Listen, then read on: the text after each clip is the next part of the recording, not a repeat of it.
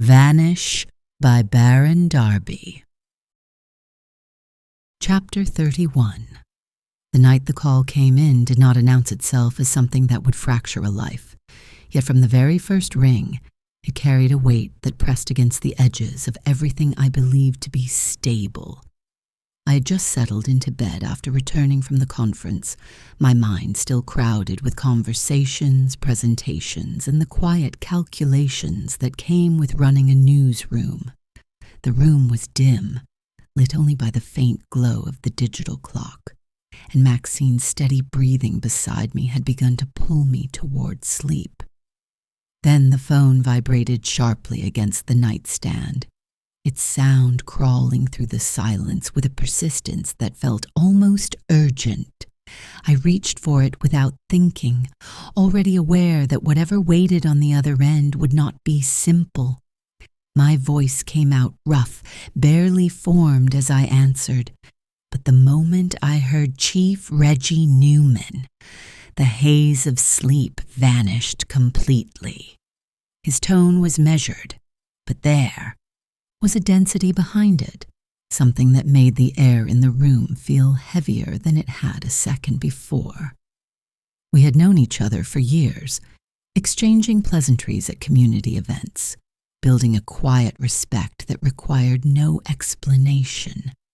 That familiarity made the call more unsettling, because he would not have reached out at this hour unless it mattered. As he began to speak, each word landed with deliberate weight, and I felt my grip on the phone tighten instinctively. There are moments in life when a single word can redefine everything that comes after it, and hearing that Trent was being held in connection with a murder was one of those moments. The word did not fit, not at first, not in any way that made sense against the image I had built of him. It felt misplaced, like an error that would soon be corrected once someone realized the mistake.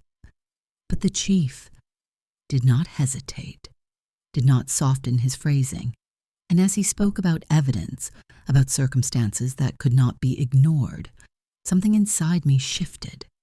The world did not collapse in an instant, but it divided, cleanly, separating everything I had known into before and after. The hours that followed moved with a relentless intensity that left no space for reflection. I made calls one after another, moving through layers of leadership, repeating the same careful language about due process and the importance of withholding judgment. My voice became steady, almost detached, even as my thoughts raced beneath the surface. Around me, the newsroom began to change, whispers spreading quickly, turning into conversations that carried urgency and fear. People who had once operated with calm professionalism now struggled to maintain composure, their reactions raw and unfiltered. Managing the situation required a careful balance, one that demanded both decisiveness and restraint. I pulled Jorge aside, asking him to take on more responsibility, to help maintain stability, while I dealt with the growing pressure from outside.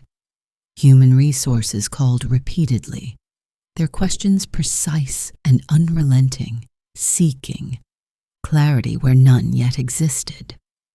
Public relations followed closely behind, urging me to provide a statement before speculation filled the void.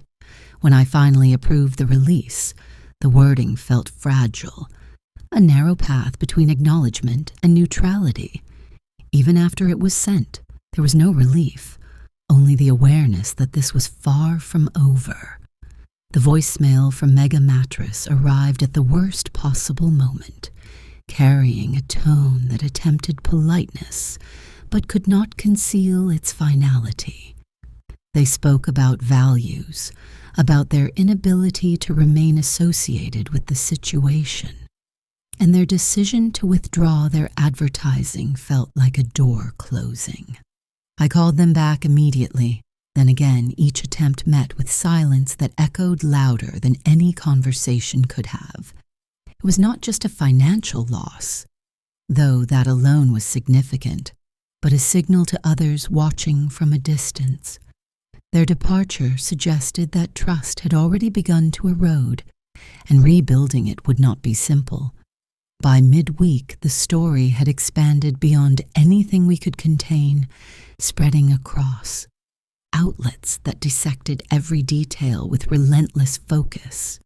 The names of potential victims surfaced, unfamiliar yet impossible to ignore once spoken aloud. Reports began to emerge, painting a picture that did not match the man I thought I knew. Each new detail felt like a fragment of something larger, something I did not want to fully see but could not look away from.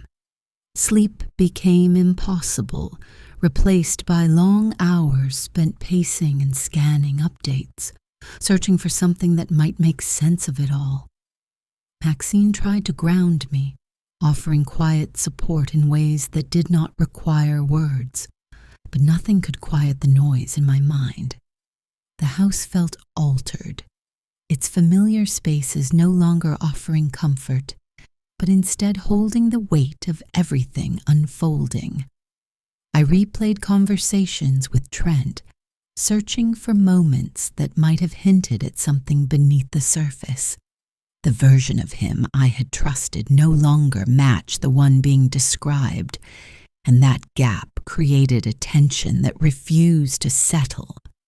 Questions multiplied, each one leading to another, forming a chain I could not break. When Thursday morning arrived, it brought no clarity, only the expectation that I would continue as though nothing had changed. The newsroom carried a forced sense of normalcy, people moving through their tasks with an intensity that betrayed their unease. When I saw Olivia in the hallway, her exhaustion mirrored my own, and I offered reassurance more out of necessity than conviction. Our conversation began simply, but it quickly revealed something that unsettled me more than any headline had. She denied ever seeing Trent in the field, contradicting a claim he had made with confidence. That inconsistency lingered as I walked away, growing heavier with each step until it demanded attention. If he had misrepresented something so specific, something that could be easily verified, what else had he distorted? The thought did not arrive fully formed, but expanded slowly, threading its way through my memory of him. I returned to my office with a tension building, behind my eyes the kind that signaled more than fatigue. Each recollection now carried doubt, each detail subject to scrutiny. The next voicemail reinforced that doubt, offering another perspective that did not match the image I had accepted. A colleague described his behavior at the conference as erratic, disconnected from the professionalism he was known for. He had moved in and out of sessions without purpose, then appeared at social events with an energy that unsettled those around him. He had not engaged in discussions, had not contributed in ways that aligned with his role. Each detail added to the pattern, forming something that could no longer be ignored. I sat in silence. After the message ended, the phone still in my hand, the weight of responsibility settling fully into place. Leadership had always required difficult decisions, but this was something else entirely, something that carried consequences far beyond the immediate moment. Fairness still mattered, but so did the integrity of the organization and the trust of those who depended on it. The situation had already caused damage that could not be undone, and waiting would only allow it to deepen. When I finally picked up the phone, my decision was clear. "Fire Trent MacArthur," I said, my voice steady, leaving no space for hesitation. "I'm not waiting for a trial. Fire him now." The words did not bring relief, but they created a boundary, a necessary line drawn in response to everything that had come to light. As I ended the call, I understood that this was only the beginning of a long process, one that would test everything I believed about leadership and accountability. The newsroom would continue, the story would evolve, and the questions would remain. But one truth had settled firmly into place, and it would not change. The man I had trusted was no longer the man I thought I knew, and I would have to move forward with that reality whether I was ready or not. The conference. The fluorescent lights above the interrogation room buzzed with a dull persistence that made the air feel stale, as though it had not been refreshed in years. By the time they sat me down, I was still wrapped in the thin comfort of my bathrobe, my bare legs exposed beneath it, the fabric clinging awkwardly against my skin. Someone had at least offered me a set of jail-issued clothes, a gesture that felt less like kindness and more like protocol, something done to maintain appearances rather than dignity. My wrists, once pinned painfully behind my back, had been repositioned to the front, granting a small measure of relief that did nothing to ease the confusion pressing in on me. I sat there, staring at the blank wall ahead, trying to understand how a normal day had unraveled into something so surreal it barely felt real. The room itself was stripped down to its most basic elements: a metal table bolted to the floor, 2 chairs facing one another, and a faint smell of disinfectant that lingered in the corners. I lowered myself into the chair, the hard surface pressing uncomfortably against my spine, forcing me upright as though posture alone could restore control. My thoughts moved sluggishly, disconnected from the urgency of the situation, as if my mind had wrapped itself in cotton to avoid the sharp edges of reality.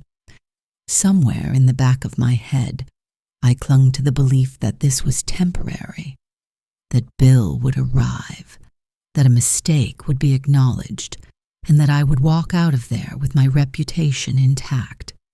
That image, fragile as it was, became the only thing keeping me anchored.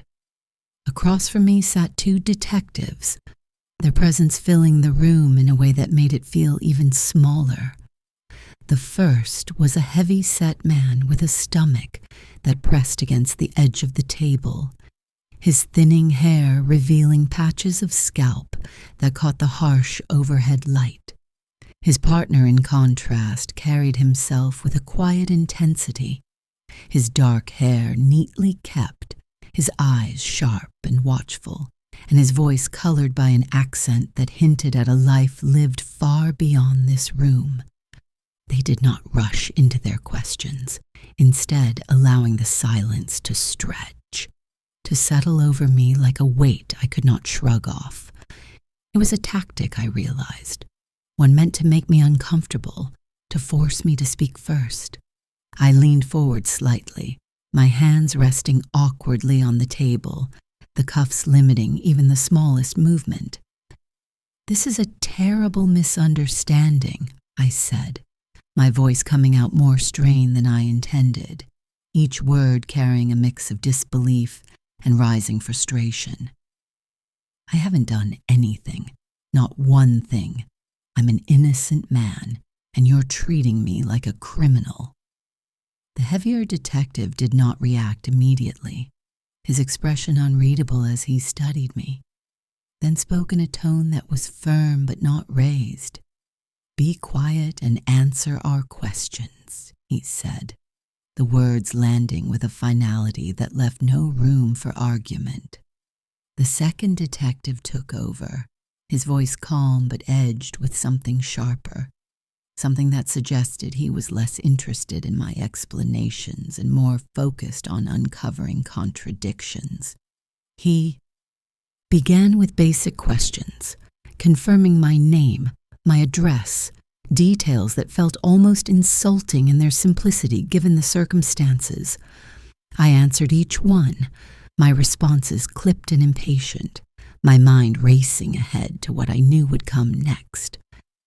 When he asked about Lizzie Monroe, I hesitated for the briefest moment, the name bringing back a vague memory of the conference, of fleeting conversations and crowded rooms.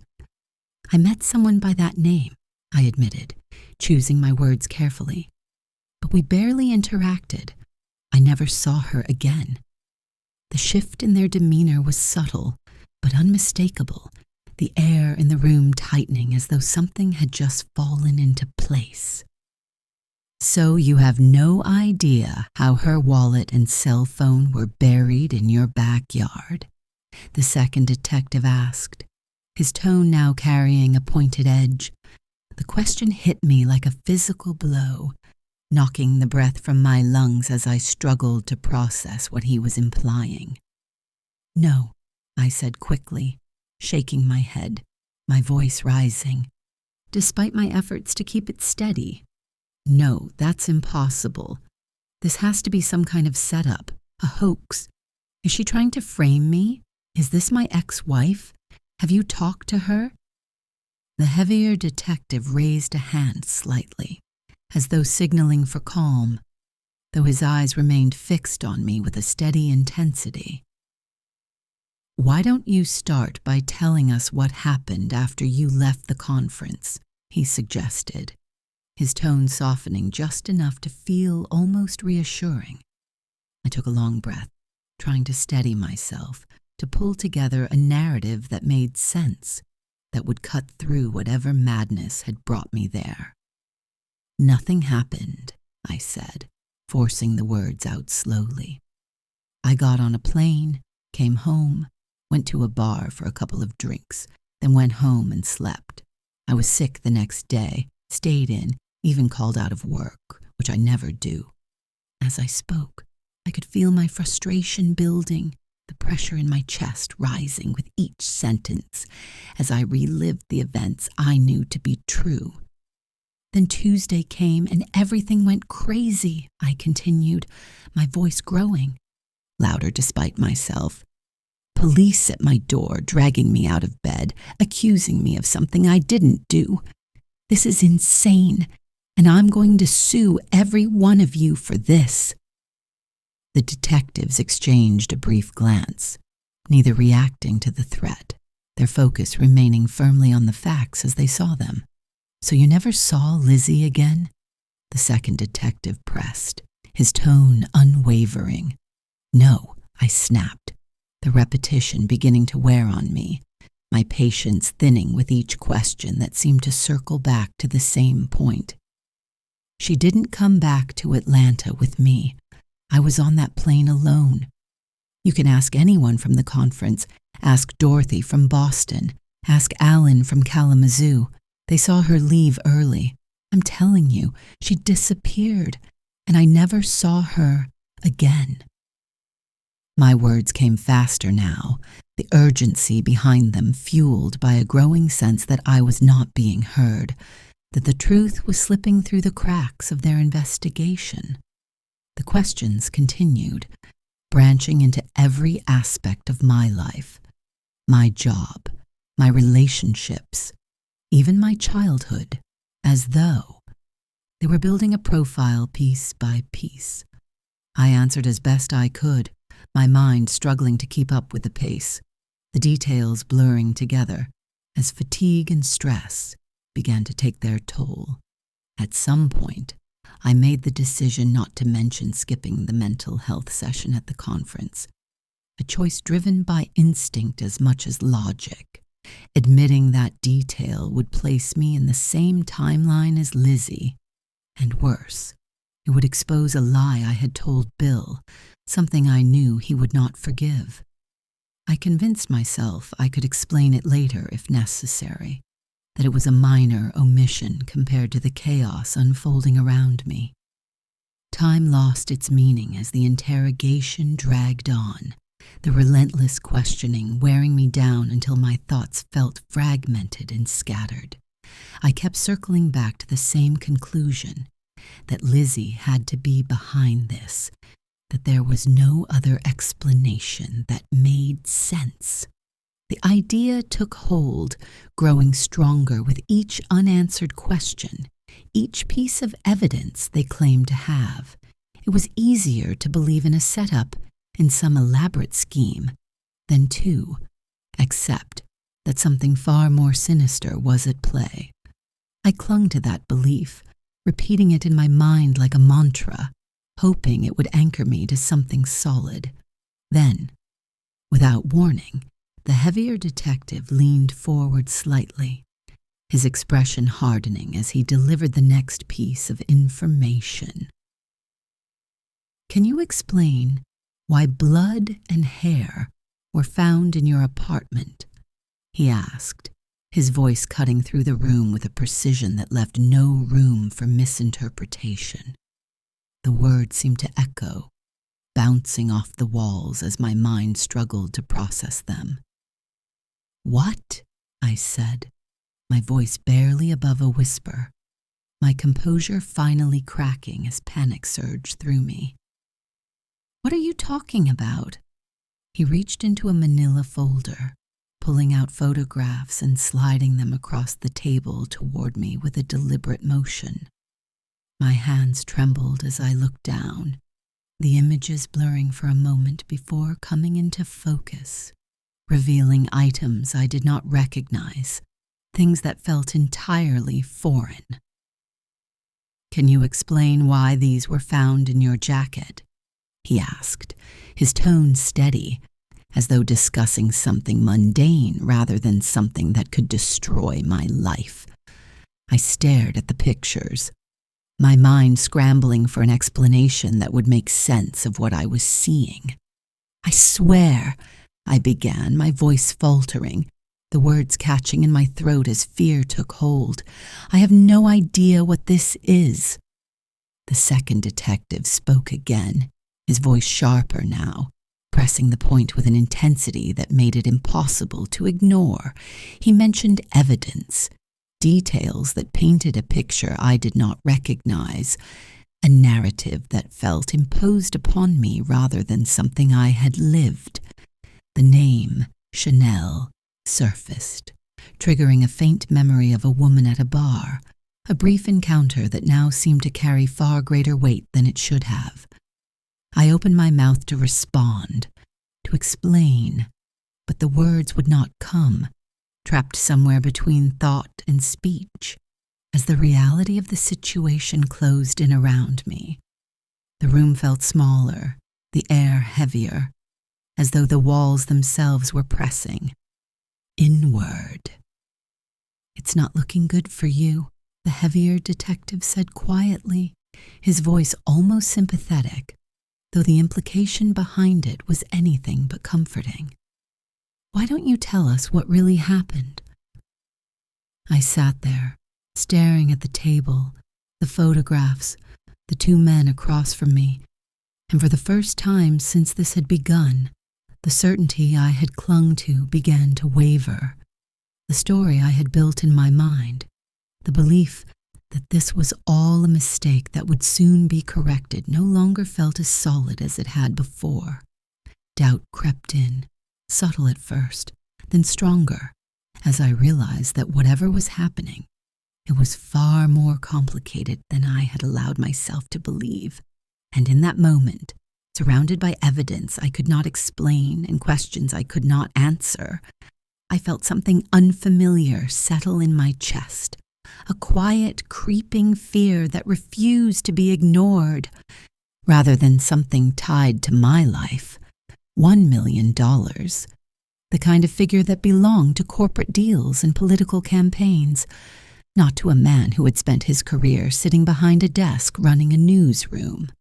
I repeated it to myself as I lay on the thin mattress in my cell, the words echoing in my mind as though repetition might make them smaller, more manageable. My confidence held firm in those first hours, rooted in the belief that the company would step in, that the machinery I had helped sustain would not abandon me now. We had money, real money, and the kind of influence that made problems disappear when necessary. The cell was colder than I expected, not just in temperature, but in the way it drained warmth from everything it touched. The concrete walls seemed to hold onto every sound, amplifying the distant clanging of doors and the murmurs of other inmates until they blended into a constant oppressive hum. I stared at the ceiling, tracing invisible patterns in the cracks above me, trying to force my thoughts into some kind of order. None of it made sense. Not the accusations, not the evidence they claimed to have, not the sudden collapse of everything I had built. It had to be a setup, something orchestrated by someone with a motive I could not yet see, because the alternative was too absurd to consider. Lizzie Monroe's name circled through my thoughts, tied to the faint memory of her peeking through that hotel door, a brief encounter that should have meant nothing. I hadn't seen her after that, not once, and yet somehow she had become central to this nightmare. Was she dead?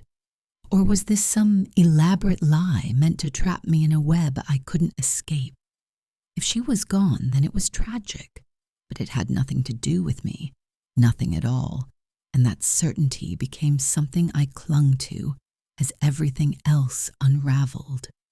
My conscience remained clear, untouched by the accusations swirling around me, and I repeated that truth to myself until it felt like the only solid ground I had left.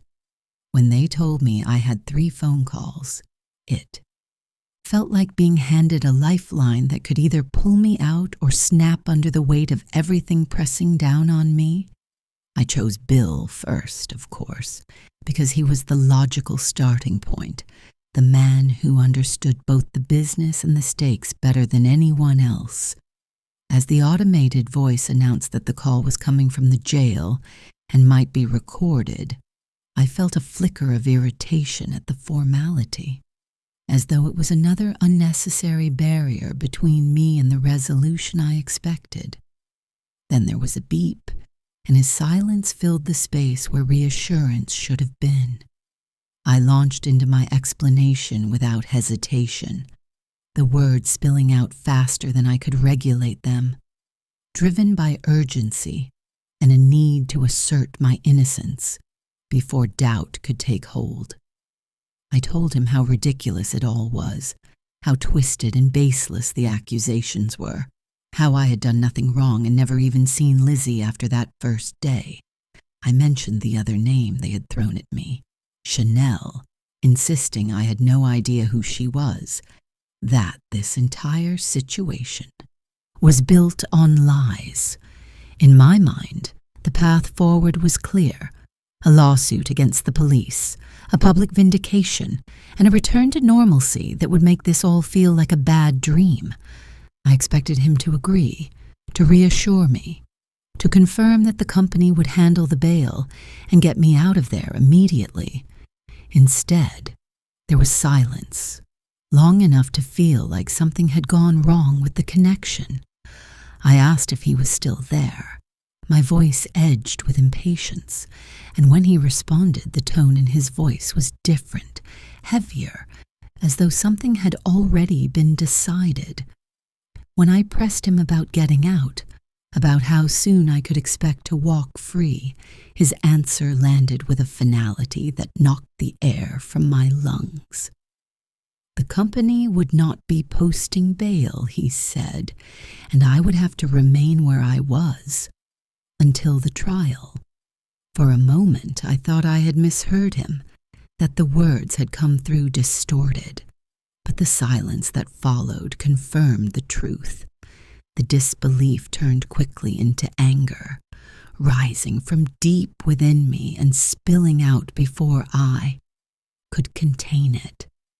I demanded an explanation, demanded to know how they could leave me there, how they could turn their backs on someone who had done nothing wrong. When he told me that Jorge had taken over the newsroom, it felt like another blow, one that struck deeper than the first. Then came the final piece, delivered in a voice that had lost all warmth, that my employment had been terminated. The words echoed in my ears, each one stripping away another piece of the life I had known. I argued, of course, insisting that I had done nothing to deserve it, that they had no grounds to fire me. He responded with a calm that only fueled my frustration. Pointing to the one thing he considered unforgivable, I had lied to him, he said, and that alone was enough. My denial came quickly, almost instinctively, but he pressed on, asking where I had gone when I claimed to be helping Olivia, and I felt the ground beneath me begin to give way. I scrambled for an explanation, weaving together fragments of truth and fiction in a desperate attempt to hold the narrative together. When he brought up the conference session, the one I had skipped, the conversation turned against me in a way I could not recover from. He had spoken to others, people who had noticed my absence, and now he was testing my story, asking for details I could not provide. I tried to bluff, to generalize, to buy time, but each answer only exposed the gaps I could not fill. The realization crept in slowly, then all at once, that I had lost him, that whatever trust had existed between us was gone. When I finally admitted the truth, that I had missed the session, it felt like the last piece of a collapsing structure giving way. His response was colder than anything he had said before, laced with disappointment and something that sounded like disgust. He told me there was nothing more he could do, that the allegations sickened him, that my continued dishonesty only made things worse. When he ended the call, it was abrupt, leaving me staring at the receiver as though it might somehow come back to life if I willed it. Hard enough. I wanted to smash it, to release the anger building inside me, but the presence of the guard kept me in check. Instead, I shouted into the empty space, the sound echoing off the walls, a hollow expression of frustration that solved nothing. The next call felt heavier, the weight of what had just happened pressing down on me as I searched for someone who might help. My family was not an option, fractured as those relationships had become over time, leaving me with few places to turn. My thoughts landed on my friends, the men I spent Sundays with, drinking, laughing, sharing in the easy camaraderie that comes from success. Scott seemed like the best choice, a man with resources and a lifestyle that suggested he could handle a request like mine without hesitation. When he answered, I explained the situation as calmly as I could, emphasizing my innocence, asking for help with the bail. His hesitation was immediate, though he tried to mask it with sympathy, his words careful but distant. I pressed him, reminding him of what I would do in his position, appealing to the bond I believed we shared. For a moment I thought he might agree, that he would step in and pull me out of this nightmare. Then he declined, his reasoning tied to business, to optics, to a fear of being associated with something that could damage his own standing. The word scandal hung in the air, a label I rejected outright, but one that clearly defined how others were beginning to see me. When he mentioned the news coverage, the national attention, the way my name had spread beyond the local level, it felt like another layer of reality closing in. This was no longer contained, no longer something that could be quietly resolved behind closed doors. I ended the call before he could say anything else, unable to listen to more justification for why he would not help. The silence that followed felt heavier than before, filled with the realization that the network I had relied on was unraveling. There was only one call left, and I knew it would be the hardest. Katrina answered with, a tone that made it clear she wanted nothing to do with me, her words sharp and unforgiving from the start. I tried to reason with her, to remind her of who I was, of what she knew about me, but she cut through my pleas with a bitterness that left no room for reconciliation. She brought up the past, the ways I had hurt her, things I had chosen to forget or minimize, and in that moment I saw myself through her eyes, in a way I had avoided for years. Her refusal was absolute, her anger unwavering, and when she ended the call, it felt like the final door closing. I stood there for a moment, the receiver still in my hand, the reality of my situation settling in with a clarity that had been absent before. No one was coming to help. No one was stepping in to fix this, and the world I had known was gone. The guard's voice broke through my thoughts, signaling the end of my time, and I returned the receiver with more force than necessary. As he led me back to my cell, the corridor seemed longer than before, each step carrying me further into a reality I could no longer deny. The voices of other inmates reached out from behind bars, some mocking, some curious, all reminding me of where I was. One comment in particular lingered, crude and taunting, its implications sending a chill through me that had nothing to do with the temperature. When the door closed behind me, the sound echoed in a way that felt permanent. I lay down on the narrow bed, turning toward the wall, curling into myself as the weight of everything finally broke through the defenses I had tried to maintain. The tears came quietly, almost unnoticed at first, then stronger, driven by a mixture of anger, fear, and something deeper that I could not yet name. I pressed my face into the thin pillow, muffling the sound, unwilling to let anyone hear me. For the first time since I was a child, I allowed myself to cry, not because I wanted to, but because I could not stop.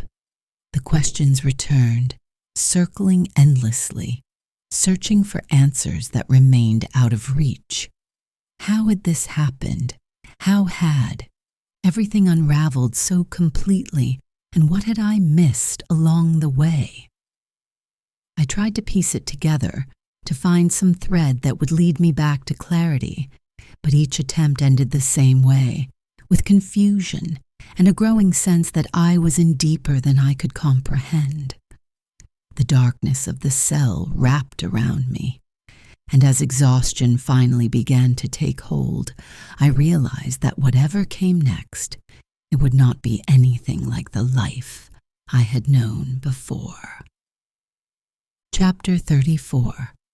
Dennis looked like a man who had been hollowed out from the inside as I guided him through the airport, his movements slow and uncertain, his eyes wide in a way that made him seem disconnected from everything around him. He answered questions when I asked them, but his responses came out in fragments, quiet and delayed, as though each word had to travel a long distance before reaching his lips. I stayed close to him the entire time, handling the logistics of our return to Madison. Making decisions he could not make, speaking when he could not form sentences. By the time we reached his townhouse, I walked him all the way to his door, waited until he stepped inside, and only then allowed myself to turn away. The silence of my own apartment felt heavier than usual when I returned, as though it had been waiting for me with the full weight of everything I had been holding back. I should have fallen apart, and part of me expected that I would, but instead something else took over, something steady and determined that refused to let me collapse just yet. It felt like moving through water, every action deliberate and focused, my emotions pushed to the edges of my awareness where they could not interfere. I told myself the grief would come later, that there would be time to break when I understood what had happened, when the pieces fit together in a way that made sense. For now there was only the need to think, to analyze, to hold on to whatever clarity I could find in the chaos. That strange sense of purpose kept me upright, kept me moving, even as everything inside me trembled. The news had already begun to take shape, forming a narrative that felt both incomplete and disturbingly confident in its conclusions. Police had not found any bodies, yet they spoke with certainty about DNA, about hair and blood samples linked to Chanel Littleton, about personal belongings buried in Trent's backyard. Each detail added another layer to a story that seemed to be writing itself without waiting for answers. The speculation grew quickly, fueled by leaks and assumptions that painted a picture of a relationship between Trent and Steph that had spiraled out of control. According to the reports, money had changed hands, emotions had escalated, and something had gone wrong in a way that ended in violence. I sat at my desk staring at the screen as these theories unfolded, trying to reconcile them with the person I knew. Steph had sent that message, the one about wanting to get away, and that alone suggested fear, a desire to escape something that had become dangerous. Yet there were gaps, inconsistencies that refused to settle, questions that lingered just beneath the surface of every explanation. Chanel's presence complicated everything further, her connection to Madison and sudden appearance in Atlanta raising more questions than answers. How had she crossed paths with Trent, and why did her story intertwine with Steph's in such a dark and confusing way? Trent's face appeared everywhere, his image repeated across every platform, every outlet dissecting his life, his career, his personality. Even his own station had no choice but to report on him, their tone somber and restrained as they delivered updates from outside his condo. I watched the segment closely, studying every detail, from the police tape fluttering behind the reporter to the expressions of the anchors when the camera returned to them. Their voices were quieter than usual, measured, as though they were stepping carefully through unfamiliar territory. Anger flared inside me as I watched, a sharp, visceral reaction that made me imagine confronting him, demanding answers in a way that would leave no room for evasion.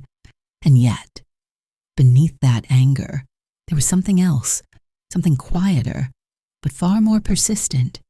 It was that same instinct that had guided me before, that subtle, almost unexplainable sense that something was not right.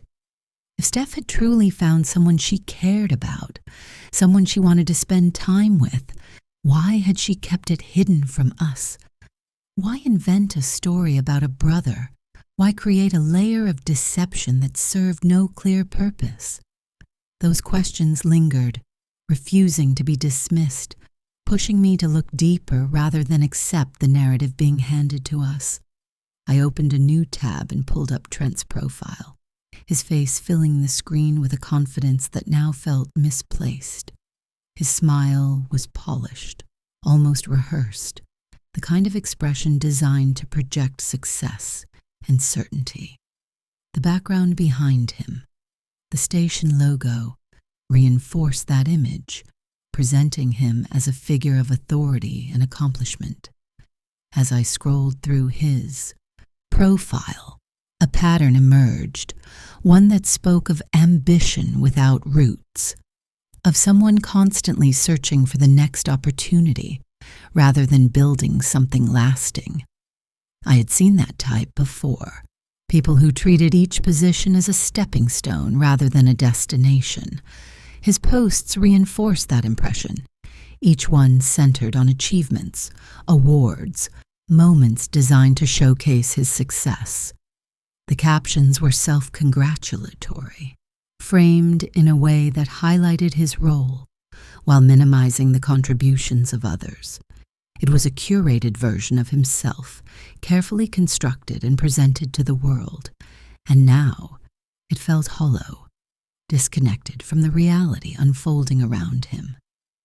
I moved from LinkedIn to his other accounts, scanning for anything that might offer insight, any detail that had been overlooked. The second-to-last post was unremarkable, a selfie at the airport, the kind of casual update that filled social media feeds without drawing much attention. It was the final post that caught my eye, a group photo taken at the conference, a cluster of people gathered in what appeared to be an outdoor courtyard. The caption described them as the best news directors in the country, a statement that felt more like a boast than a reflection. I studied the image carefully, my eyes moving from face to face until they settled on the woman beside him.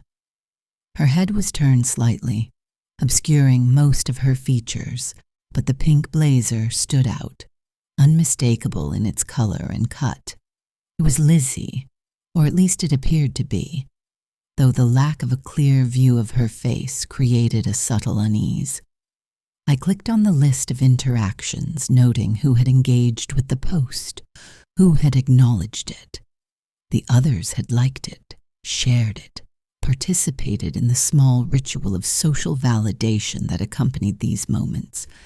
Lizzie had not, her absence from that list standing out in a way that felt significant. It was a small detail, easy to overlook, but it lingered in my mind, creating a quiet tension that I could not ignore. It felt as though she was absent, not just from the post, but from the narrative itself, a missing piece that no one had yet accounted for. I leaned back in my chair, the weight of that realization settling in as I tried to connect it to everything else I had seen. The feeling grew stronger, that subtle intuition urging me to look beyond the obvious, to question what had been presented as fact. Later, lying on my yoga mat, I closed my eyes and focused on my breathing, allowing the rhythm to steady my thoughts. The familiar posture brought a sense of calm, a momentary reprieve from the constant stream of questions. My mind resisted at first, jumping from one detail to another, replaying images, conversations, fragments of information that refused to settle. Gradually, though, the noise quieted, replaced by a clarity that allowed me to examine everything with a steadier perspective. Steph's messages came back to me, their tone, their content, the strange references that had seemed odd even at the time. She had been in Atlanta, there was no doubt about that, her phone records and communications confirming it. Chanel's phone had also been traced to the same area, placing both women within proximity of Trent's home. The pieces were there, but they did not fit together in a way that felt complete, leaving gaps that demanded attention. That was when the idea formed, simple at first, then gaining clarity as I considered its implications. TMZ had identified two individuals who had interacted with Steph at the conference, Dorothy Robinson and Alan Kaczynski, both of whom had been present during her final known interactions. They were among the last people to see her, to speak with her, to observe her behavior in those critical moments. If there was something that did not fit, something that had been overlooked, they might have noticed it. I moved quickly, returning to my laptop, pulling up their profiles, drafting messages that explained who I was and why I was reaching out. I did not expect a response, not immediately, perhaps not at all, but it felt like a step forward, a way to move beyond speculation and into something more concrete. I included my number, a brief explanation of the inconsistencies we had noticed, and sent the messages before I could second-guess myself. Then I waited, trying to distract myself by unpacking, by moving through small tasks that required little thought. When my phone rang less than an hour later, the unfamiliar area code made my heart jump. Dorothy's voice carried both sympathy and urgency, her words flowing quickly as she expressed her concern and her willingness to help. As we spoke, I shared everything: the strange messages, the doubts, the feeling that something was wrong. She listened carefully, responding with small acknowledgments that reassured me she was following every detail. Then she described her own observations, the way Trent had behaved, his attempts to engage with Lizzie, and her apparent lack of interest in him. When she mentioned lunch, my focus sharpened, the details becoming more vivid as she described the setting, the seating, arrangement. The moment Lizzie disappeared, I pressed for more, asking about anything that might help me visualize that moment, anything that might reveal something others had missed. Her recollection was limited, but then she paused, recalling something Trent had said about their meal. Chicken, he had told her, a simple detail that might have meant nothing in another context. The word struck me with unexpected force, sending a surge of realization through my thoughts. Steph did not eat meat, had not for years, and the idea of her choosing chicken felt completely out of character. I asked about alternatives, and Dorothy confirmed that vegetarian options had been available, that there had been no reason for her to choose otherwise. The inconsistency stood out, a small but significant crack in the narrative. From there, the conversation took on a new urgency, each of us building on the other's observations, searching for ways to confirm what we suspected. I sent her a photo, one that clearly showed Steph's face, and waited as she examined it. Her response measured, but affirmative. It was not a perfect identification, but it was enough to suggest that something was not as straightforward as it seemed. Then she proposed another approach, one rooted in her experience, something more concrete than memory alone. The sign-in sheet from the conference became the next piece of the puzzle, a document that could provide insight into something as simple as handwriting. Steph was left-handed, a detail I knew with certainty, and if the signature did not match that trait, it would raise serious questions. Dorothy took the lead, contacting her sources, moving quickly in a way that reflected her background. When she called the next morning, her excitement was unmistakable. The handwriting analysis confirmed it. The signature had been written by someone right-handed, a detail that could not be easily explained. She had gone further, comparing voices, examining footage, and her conclusion was clear. The woman at the conference, the one she had heard speak, did not match the voice of the person we knew. As her words settled in, the implications became impossible to ignore, and for the first time the pieces began to form a picture that felt both terrifying and undeniable. "We need to call the police," she said, and I knew she was right. Part 4. Chapter 35. Seat 17.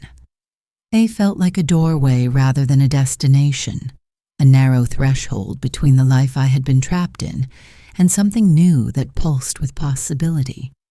As I stepped into the aisle, gripping my carry-on a little too tightly, I let myself imagine what waited ahead.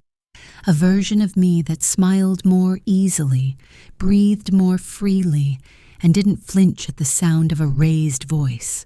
The hum of the plane, the low murmur of passengers settling in, even the sterile scent of recycled air felt charged with meaning, as though this ordinary moment carried the weight of everything I had been hoping for. I told myself this was the beginning, not just of a trip, but of a transformation that had been building quietly inside me for far too long. The woman in the aisle seat looked up as I approached, her expression warm in a way that felt both welcoming and distant, like someone used to brief connections that never lasted. She had brown hair styled neatly, her posture relaxed but composed, and there was something about her that suggested confidence without effort. I smiled, letting a bit of that imagined new self come through as I told her I had the window seat, lifting my bag into the overhead compartment with a small burst of determination. When she stood to let me pass, I slid into place, setting my worn purse between us, and commented lightly about hoping the middle seat would stay empty. She agreed with a soft laugh, and for a brief moment, it felt like the universe might actually be on my side. That hope dissolved when the older woman appeared, moving slowly down the aisle, her steps careful and measured as she checked each row against her boarding pass. She carried herself with a gentle fragility, her coat draped over her arm, her glasses slipping slightly down her nose as she peered at the seat numbers. When she stopped beside us, apologizing for the inconvenience of making a stand, I forced a polite smile and moved my purse to the floor. She settled between us with a small sigh, adjusting herself and looking from one of us to the other with a kind curiosity that made me think of my grandmother, a warmth that felt both comforting and intrusive. Her voice carried a soft enthusiasm as she commented on the coincidence of sitting between two young women, even suggesting we might be sisters. The aisle seat woman and I exchanged amused glances, the absurdity of the idea breaking the tension with a shared chuckle. When she offered gum, I accepted, hoping the simple act might steady the restless energy inside me. The older woman's presence filled the space with chatter, her stories and observations flowing easily, creating a sense of normalcy that contrasted sharply with the storm of thoughts building beneath my calm exterior. As the conversation turned to travel plans, I listened closely to the woman beside me, absorbing every detail she offered. She was heading to San Diego for a work conference, a phrase that carried a weight of professionalism and success that felt foreign to me. I kept my own answer vague, mentioning Denver and a friend, careful not to invite questions I couldn't answer convincingly. The older woman shared her own destination with pride, speaking of family and celebrations, her words painting a picture of a life filled with connection and purpose. I nodded along, smiling where appropriate, all the while measuring myself against the woman beside me in ways I couldn't stop. When the plane finally lifted from the runway, I pressed my forehead lightly against the window, watching Madison shrink beneath us, its familiar streets and buildings fading into something distant and unreachable. My heart raced with a mixture of fear and exhilaration, the realization of what I was doing settling in as the ground fell away.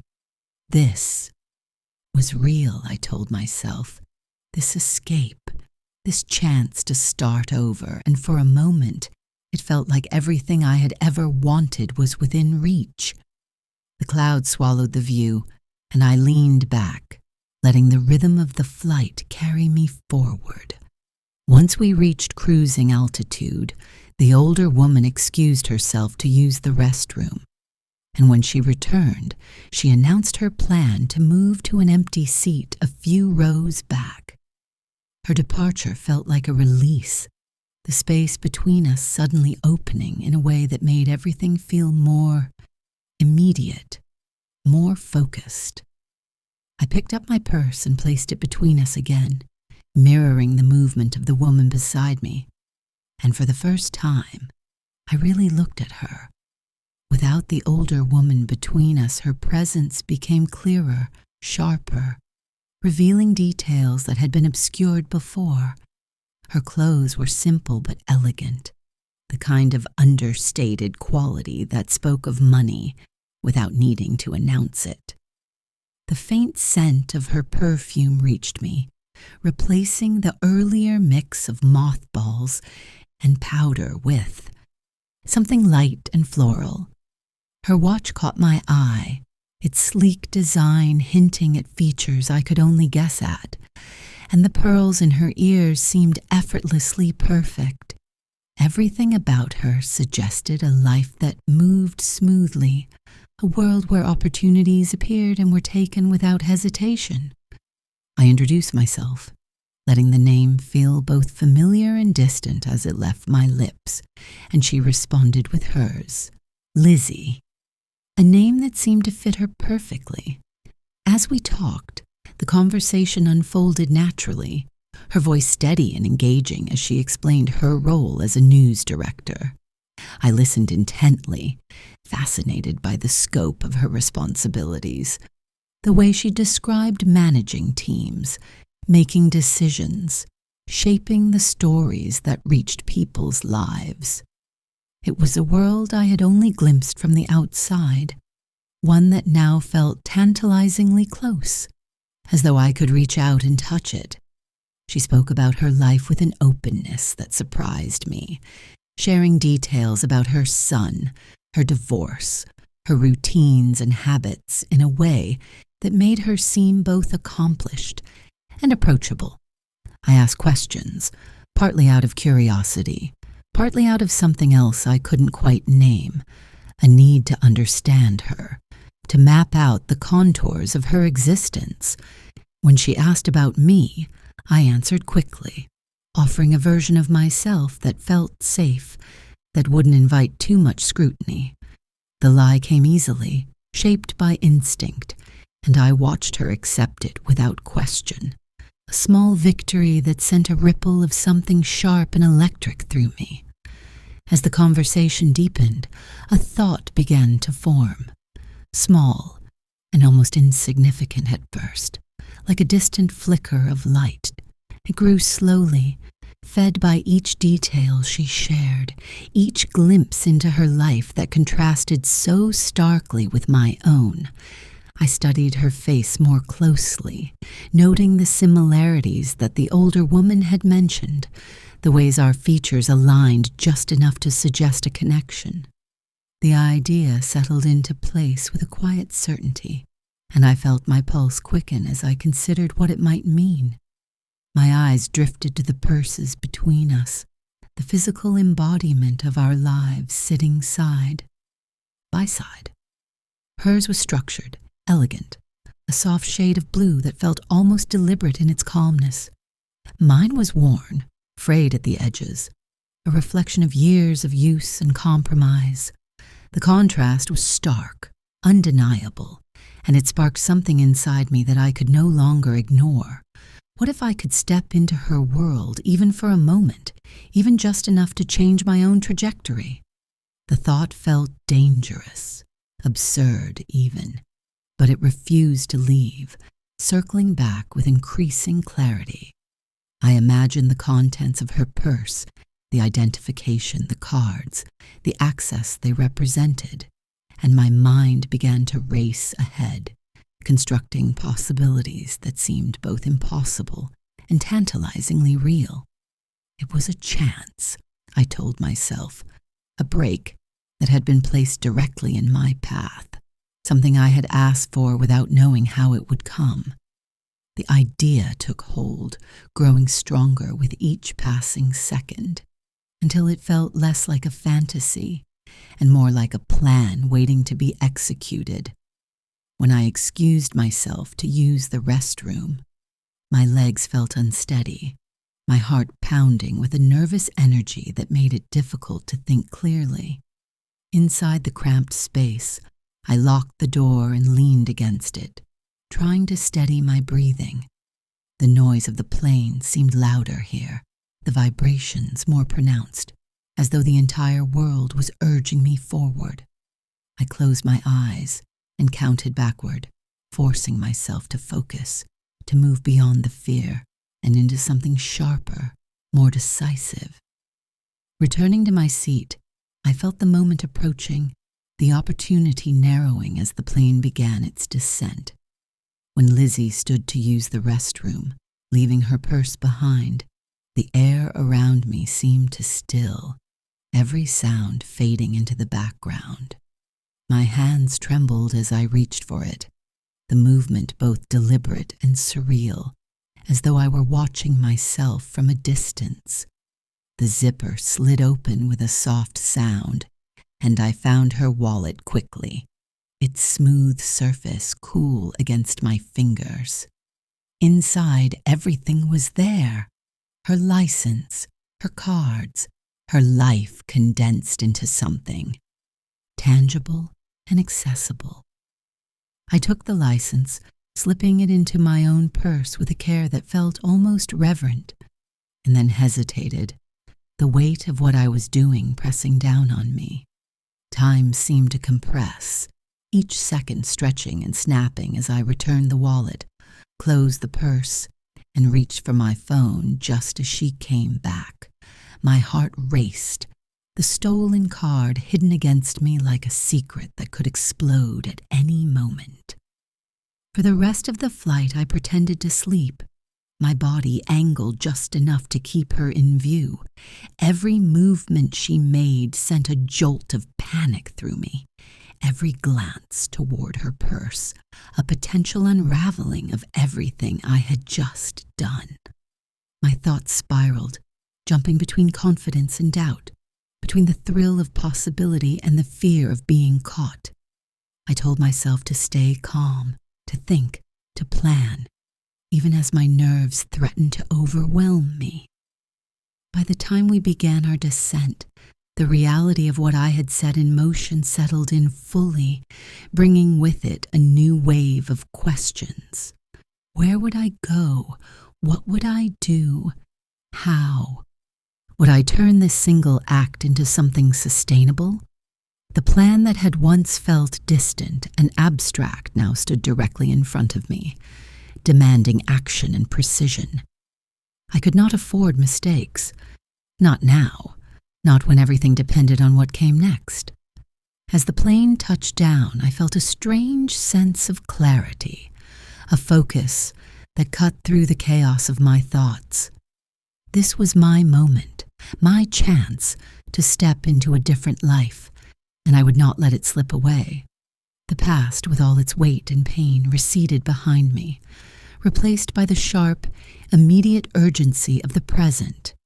Whatever happened next, whatever choices I made, I knew one thing with absolute certainty. I was no longer the person who had boarded that plane, and there was no going back. Chapter 36.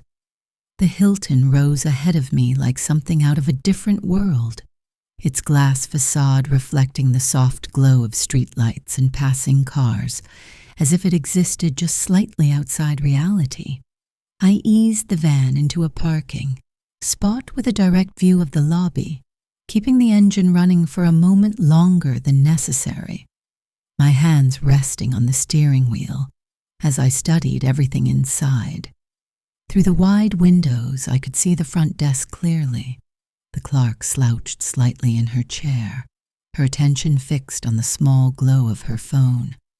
The lobby itself felt almost too calm, the kind of quiet that comes late at night when the day's movement has finally drained away, leaving behind only stillness and the occasional flicker of motion. I stayed there, watching, waiting, reminding myself that patience now could mean survival later. Time stretched in a way that made every minute feel like a test of my resolve. the ticking of the clock inside my head louder than any sound outside the vehicle. A group of people stumbled in at one point, their laughter echoing faintly even through the glass, their movements loose and careless as they leaned on one another. The clerk looked up briefly, offering a nod that felt more automatic than welcoming, then returned to her screen. Another guest approached the desk, asking for something I couldn't hear, and I watched as she reached into a drawer and handed over what looked like a small toothbrush kit.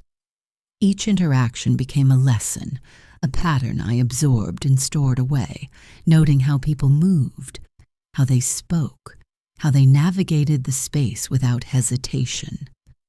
When the lobby finally emptied again, a long stretch of quiet settling in, I felt the moment approaching like a wave gathering strength before it breaks. My heart began to pound, each beat sharp and insistent, but I forced myself to breathe slowly, deliberately, grounding myself in the reasons I had come this far. This was not just a reckless impulse, I told myself, but a step in a plan that could change everything. If something went wrong, there were contingencies, ways to disappear, ways to become someone else entirely. I repeated those thoughts like a mantra, pushing open the door of the van and stepping out into the night air. The warmth of San Diego wrapped around me immediately, a stark contrast to the cold I had left behind, carrying with it the faint scent of the ocean. I moved to the back of the van, pulling out the oversized suitcase that felt almost comically large in my hands. For a moment I wondered how I looked, whether I appeared out of place, but I straightened my shoulders and lifted my chin, adopting the posture I imagined someone like Lizzie would carry. Confidence, I reminded myself, was half the battle, and if I could project it convincingly enough, it might become real. With that thought steadying me, I walked toward the entrance, each step measured, each movement deliberate. The glass doors parted silently as I approached, and the shift from the night outside to the polished calm of the lobby felt like stepping onto a stage. The clerk glanced up, her eyes flicking over me with a quick assessment, and I offered a smile that I hoped conveyed ease rather than desperation. I moved toward the desk with purpose, letting the wheels of the suitcase roll smoothly behind me, and delivered my line with practiced calm. I told her I had checked in earlier but misplaced my key, keeping my tone light, almost self-deprecating, as though this was a minor inconvenience rather than the first step in something far more serious. She responded without suspicion, her voice carrying a tired efficiency as she asked for my room number. I laughed softly, shaking my head as I played the part, explaining that I couldn't remember, that I attended so many conferences it all blurred together. The words came easier than I expected, slipping into place with a natural rhythm that surprised me. When she asked for my name and ID, I reached into my purse, my fingers brushing against the card that had become my lifeline. My heart hammered against my ribs as I handed it over, but I kept my expression steady, my smile fixed in place. For a moment, time seemed to pause as she examined the ID, her gaze moving from the card to my face and back again. I held my breath without realizing it, the tension coiling inside me as I waited for her reaction. Then she nodded, the slightest confirmation that everything had worked, and handed me 2 key cards with a polite smile. I thanked her, my voice steady despite the rush of relief flooding through me, and turned toward the elevators, resisting the urge to move too quickly. Every step felt surreal, as though I were watching myself from a distance, playing a role I had not rehearsed but somehow knew by instinct.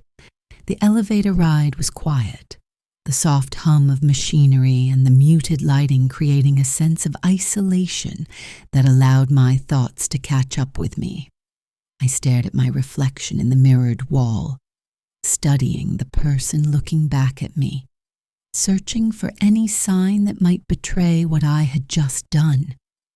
There was a moment where I barely recognized myself, where the boundaries between who I had been and who I was becoming seemed to blur. The doors opened with a soft chime, pulling me back into the present, and I stepped into the hallway with a mixture of anticipation and dread.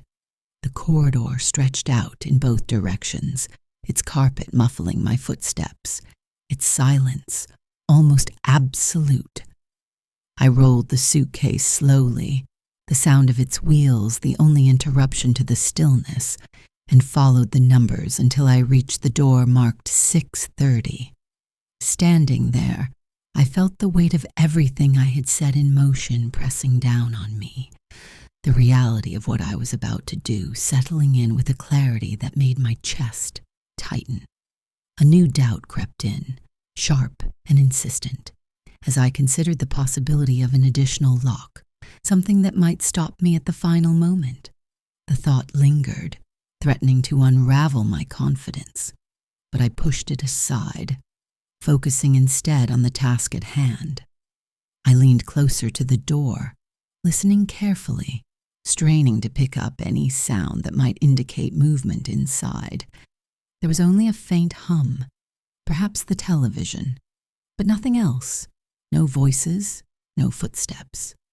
She was asleep, I told myself, and that realization brought a strange mix of relief and tension. I slipped on the glove, the latex snapping lightly against my skin, a small precaution that felt both practical and symbolic. My hand hovered over the keycard reader for a moment, the final hesitation before crossing a line I could not uncross. The soft click of the lock disengaging felt louder than it should have, echoing in my ears as I pushed the door open slowly.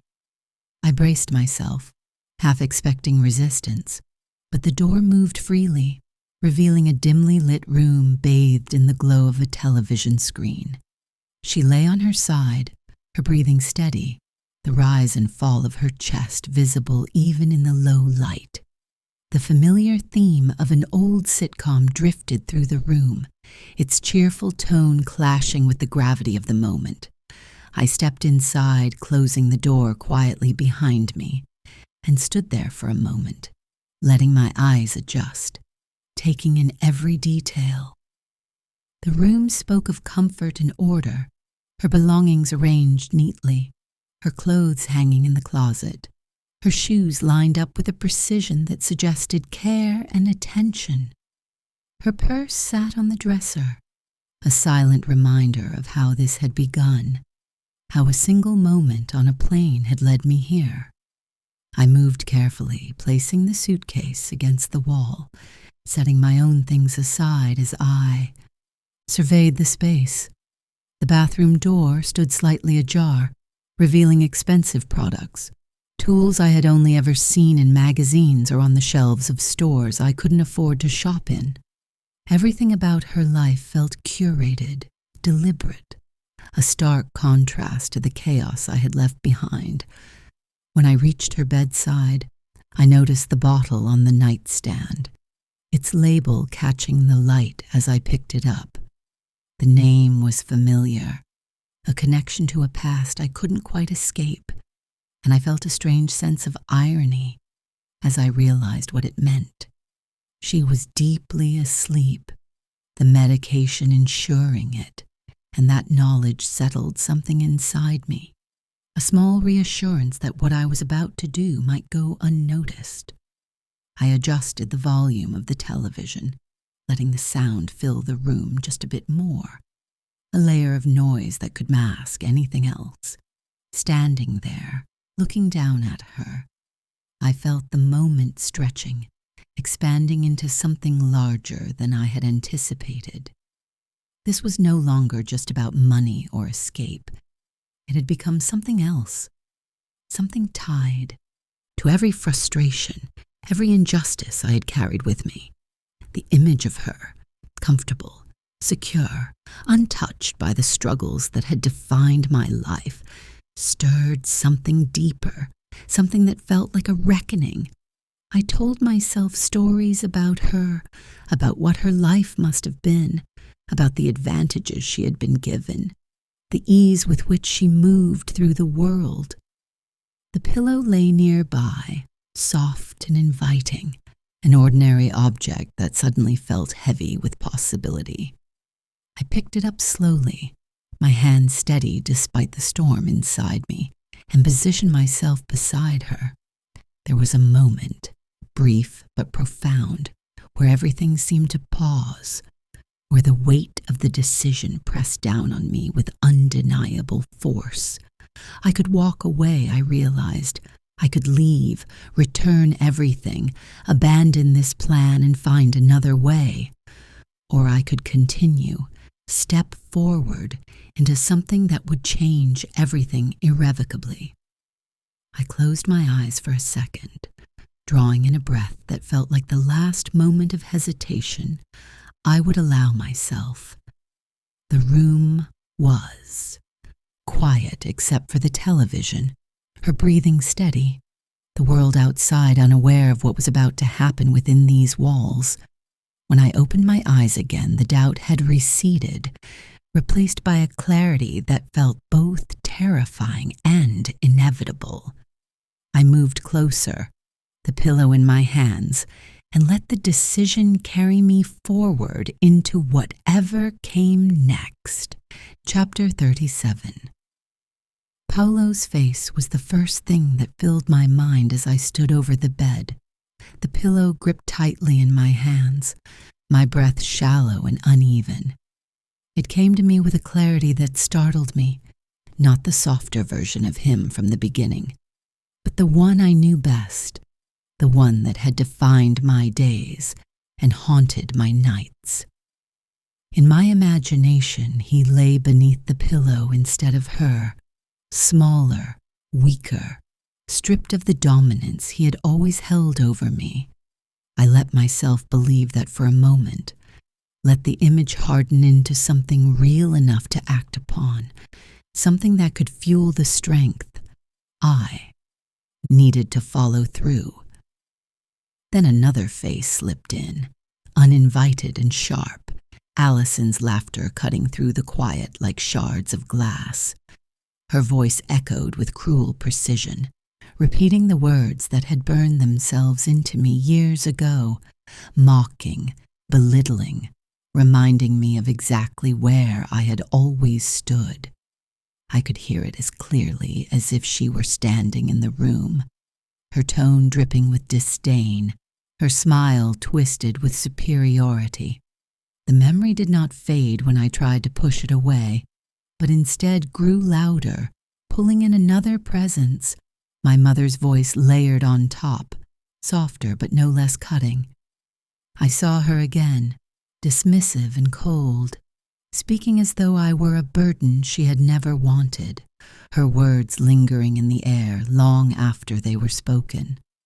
Together they formed a chorus that pressed against me, urging me forward, telling me that this moment was not just about what lay in front of me, but everything that had led me here. My hands began to move before I could second-guess myself, lowering the pillow, slowly, almost carefully, until it hovered just above her face. For a fraction of a second, I hesitated, caught in the strange stillness of that moment, aware of the gravity of what I was about to do. Then I pressed down, the softness of the pillow giving way under my grip as it sealed over her features. The reaction was immediate, a muffled cough, a startled movement that traveled through the mattress and into my arms. I pressed harder, my muscles tightening as the reality of the situation surged through me, erasing any lingering doubt. She struggled beneath me, her body jerking with a strength I had not anticipated, her arms flailing as she fought for air. Panic flickered through me, sharp and immediate, as I realized how easily this could turn against me if I lost control of the situation. I shifted my position, climbing onto the bed and straddling her waist, using my weight to pin her down more effectively. The movement steadied me, gave me leverage, and I leaned into it, pressing down with renewed force. The sound of the television continued in the background, laughter spilling into the room in a way that felt grotesquely out of place. Her movements grew more frantic, then more erratic, her limbs striking out in bursts of energy that gradually began to fade. I could hear her gasping beneath the pillow, the desperate attempt to draw in breath that never came. My own breathing grew ragged, my chest rising and falling in uneven bursts as adrenaline coursed through me. Sweat formed on my forehead, trickling down the side of my face, but I didn't stop, couldn't stop, not now.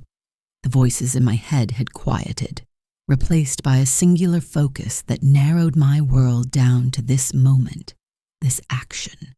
Slowly, almost imperceptibly at first, her resistance weakened, her movements losing their intensity, then their coordination, until they became little more than faint tremors. I held the pillow in place, counting in my head, forcing myself to remain steady even as my arms began to ache. When she finally went still, completely still, I did not lift the pillow immediately. I kept it there, pressing down, counting out the seconds to be sure, unwilling to risk any mistake. Only when I reached what felt like a safe margin did I allow myself to ease the pressure slightly. I lifted the edge of the pillow just enough to see her face, my heart pounding in my ears as I braced for any sign of movement. There was none. Her eyes were open, frozen, in an expression that seemed to hold both confusion and something deeper, something I didn't want to name.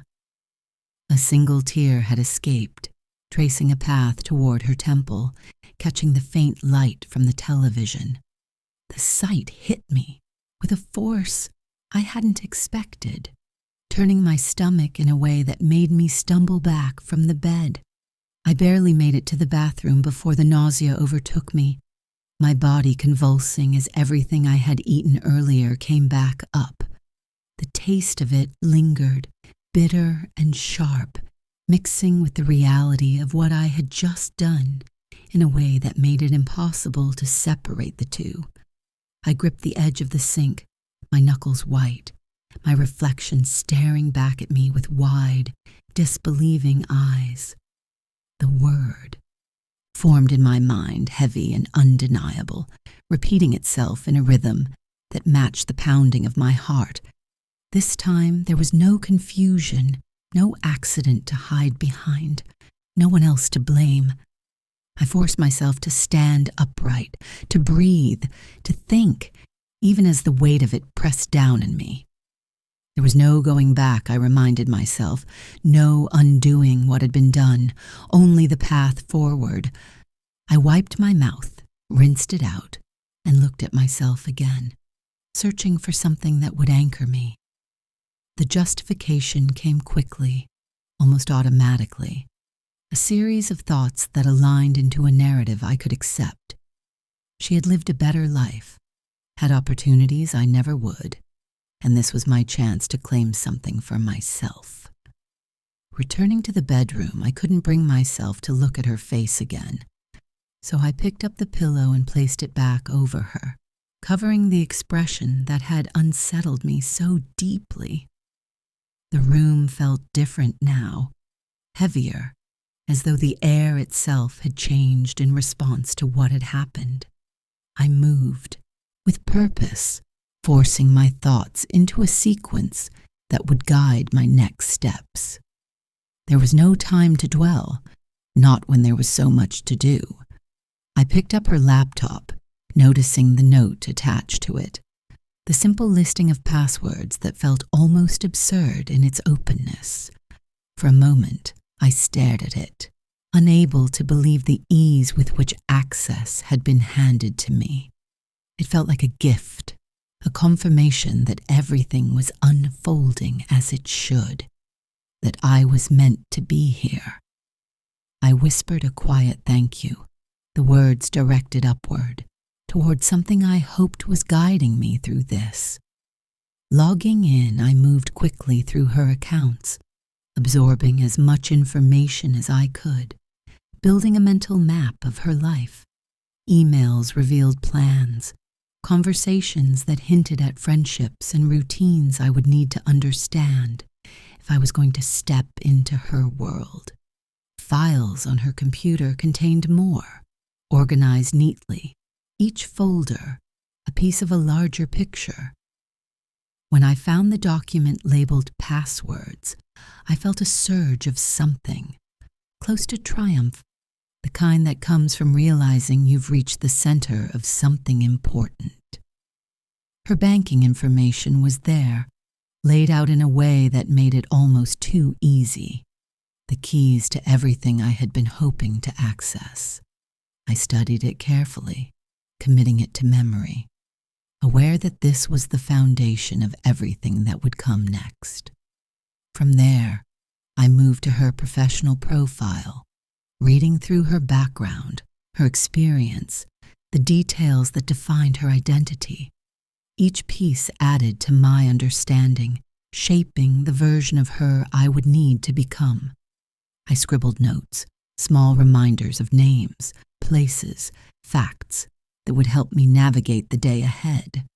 Her phone offered more, messages that revealed relationships, connections that I would need to maintain, at least temporarily. I began to plan, to construct a timeline that would allow me to move through her life without raising suspicion. The conference would be my first test, a chance to establish her presence, to ensure that her absence later would not be immediately questioned. The practical concerns followed, pulling me back to the immediate reality of the room. Her body lay where I had left it, hidden beneath the pillow, a problem that needed to be addressed before anything else. I glanced at the suitcase, considering the logistics, the timing, the need to act before certain physical changes made the task more difficult. My phone became a tool again, a source of information that guided my decisions, even as the situation grew more complex. I moved to the bed, forcing myself to focus, to treat this as a task rather than something more. Her weight surprised me again as I pulled her toward the suitcase, my muscles straining with the effort. It took time, careful adjustments, the manipulation of limbs that no longer resisted until she fit within the confines of the case. When I closed it, the finality of the action settled over me, a quiet confirmation that there was no turning back. Standing there, I looked around the room, taking in the details one last time before moving on to the next phase. The night stretched ahead of me, filled with decisions and actions that would determine everything. I reminded myself to stay focused, to move step by step, to avoid mistakes that could undo everything I had worked for. The world outside remained unaware, the quiet of the hotel undisturbed, as I prepared to carry forward into whatever came next. Chapter 38.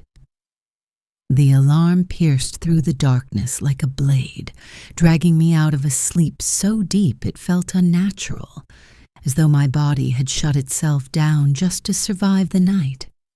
For a moment I sat there disoriented, blinking against the thin lines of sunlight slipping through the edges of the heavy curtains, my mind struggling to place where I was. The softness of the bed beneath me, the unfamiliar scent of expensive linens, The faint hum of the hotel air system all felt disconnected from anything I recognized. Then it came rushing back, every detail, every decision, every irreversible action, crashing into me all at once. My eyes darted to the corner of the room, and the sight of the suitcase brought a wave of nausea so strong I had to steady myself against the edge of the mattress. Daylight had a cruel way of stripping away illusions, exposing everything in a stark clarity that the night had softened. What had seemed like a plan under the cover of darkness now felt heavier, more real, as if the sun itself demanded accountability. I swung my legs over the side of the bed, my feet touching the carpet with a hesitancy I hadn't felt before, as though even the floor might reject me. The memory of what was inside that suitcase twisted in my stomach, but I forced myself to look, to confront it rather than pretend it wasn't there. She was still, folded into a shape that didn't belong to any living body, and I turned away quickly, swallowing hard as I tried to focus on what came next.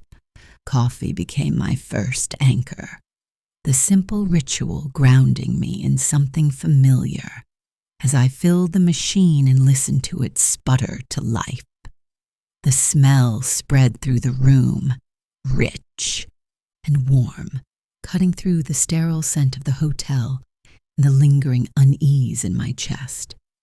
Hunger hit me suddenly, sharp and insistent, reminding me how little I had eaten, how much I needed to keep my strength up. The minibar offered options that felt almost absurdly luxurious, each item tagged with a price that made me pause, but practicality overruled hesitation. I tore into the cheese, the chocolate, consuming them quickly, chasing it all down with hot coffee that burned slightly as it went down. The shower washed over me like a reset, the hot water loosening the tension in my muscles, rinsing away the sweat and fear that had clung to me through the night. I lingered there longer than necessary, letting the steam fill the space, creating a temporary barrier between me and reality. When I stepped out, I moved with purpose, dressing in her clothes, layering each piece carefully, adjusting until it felt right. The fabric was softer than anything I owned, the fit slightly off but manageable, and when I sprayed the perfume, the scent wrapped around me in a way that felt transformative. I caught my reflection in the mirror and barely recognized the person staring back. Her purse became my lifeline, each item inside a tool, a piece of the identity I was about to assume. I returned her ID to the wallet, added both phones, and slipped my notes inside, ensuring everything I needed was within reach. Before leaving, I took one last look around the room, making small adjustments, placing her suitcase on top of the larger one, creating a visual that wouldn't immediately raise suspicion. The Do Not Disturb sign went on the door, a small but critical detail that might buy me time. Even with everything in place, the tension coiled inside me refused to ease as I stepped into the hallway. The elevator ride felt endless, each floor passing with a slow inevitability that made my pulse quicken. I rehearsed what I would say, how I would move, the persona I needed to embody if I was going to make this work. When the doors opened, the sign welcoming attendees to the conference greeted me like a checkpoint, a threshold I had to cross. An idea sparked, and I quickly snapped a photo, posting it with a caption that felt natural enough, something she might say. The immediate response, the notifications lighting up her phone, brought a flicker of satisfaction, a confirmation that the illusion was holding. Inside the ballroom, the noise and movement overwhelmed me for a moment. The sheer number of people, the energy of the room pressing in from all sides. The woman at the entrance greeted me with practiced ease, her name tag reading Willow, her demeanor efficient but friendly. When she asked for my name, the words felt foreign as they left my mouth, but I kept my voice steady, repeating them as if they belonged to me. Signing in required a careful balance, my handwriting deliberately messy, an attempt to avoid scrutiny. Each step forward felt like walking a tightrope, every movement measured, every interaction a potential risk. Finding my table became another challenge, the room filled with faces I didn't recognize, conversations already in progress. The people there assessed me quickly, their eyes scanning, their expressions neutral but curious. Introductions were exchanged, names offered and received, and I focused on maintaining composure, responding with just enough detail to seem credible. When asked about my station, I drew on the fragments I had memorized, hoping they would be enough to satisfy their curiosity. The conversation moved on, and I exhaled quietly, grateful for the temporary reprieve. The speakers began, their voices blending into a stream of information that I struggled to follow, filled with terms and references that meant little to me. I nodded occasionally, mimicking the reactions of those around me, careful not to stand out. Each glance at the phone was a risk, but I needed to know if anything had changed, if there were messages that required attention. The lack of activity reassured me, allowing me to focus on maintaining the facade. Still, the longer I sat there, the more the strain began to show. The effort of being someone else wearing me down. When the room shifted into smaller discussions, my anxiety surged, the expectation of participation forcing me into unfamiliar territory. The man at the table took charge, his confidence bordering on arrogance, his tone demanding attention. Others responded in turn, their perspectives varied, their experiences shaping their approach. I listened, searching for something I could use, a thread I could pull to craft a response that wouldn't expose me. When it was my turn, I spoke cautiously, offering something vague, hoping it would pass without deeper scrutiny. It didn't, not entirely, and the questions that followed felt like a spotlight, exposing the gaps in my knowledge. I answered as best I could, deflecting where possible, but the pressure built with each passing moment. Excusing myself became the only option, a necessary retreat to regain composure, before I made a mistake I couldn't recover from. In the restroom, the quiet offered a brief escape, but the pounding in my head reminded me how fragile the situation was. I splashed, water on my face, staring at my reflection, trying to find the strength to continue. Lunch brought no relief, only a different kind of challenge, the need to engage in casual conversation while maintaining the illusion. The man's presence became suffocating, his proximity unwelcome, his behavior crossing lines that made my skin crawl.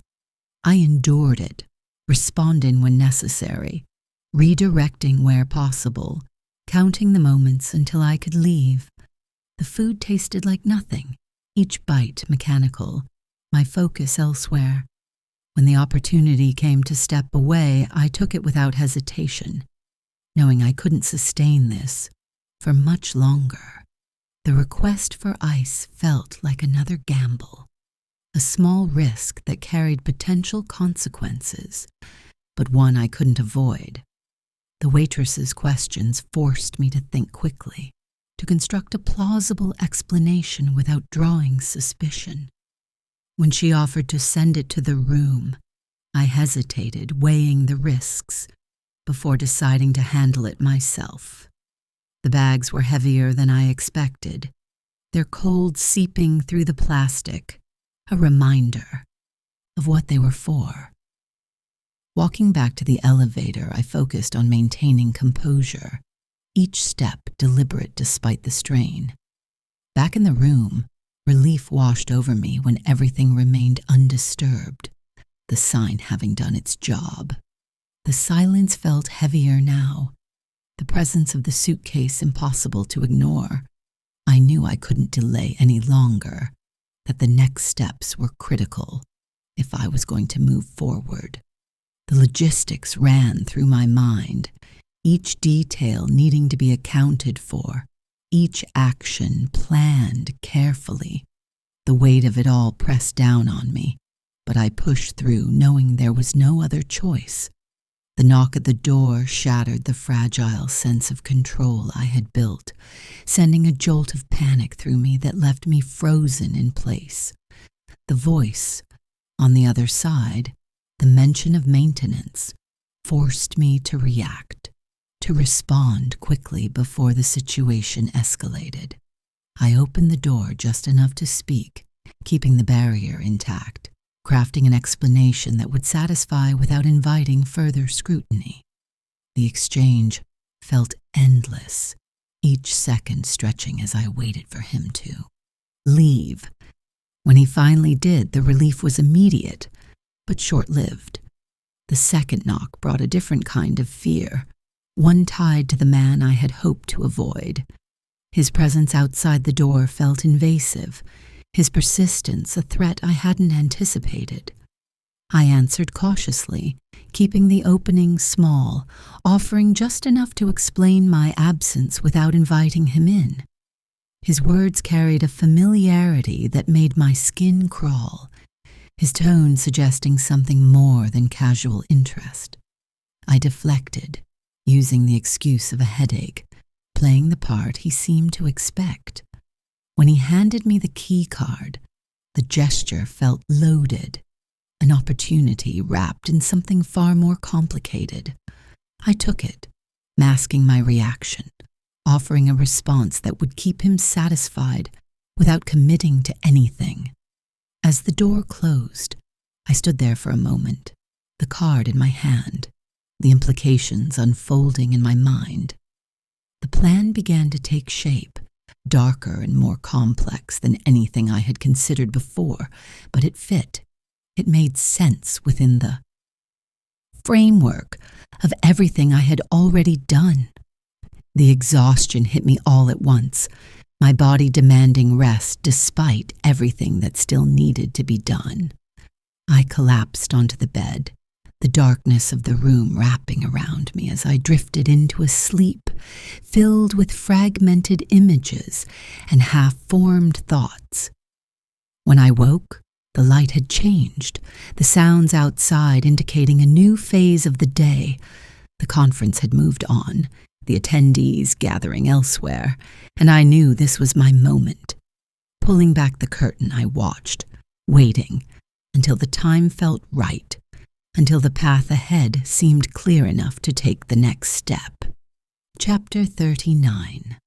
The hallway felt different that night, quieter in a way that carried its own kind of tension, as though the building itself was holding its breath while the world outside moved on without notice. I stood just inside the doorway of the room, listening, my fingers curled tightly around the key card and the thin rubber gloves I had brought with me.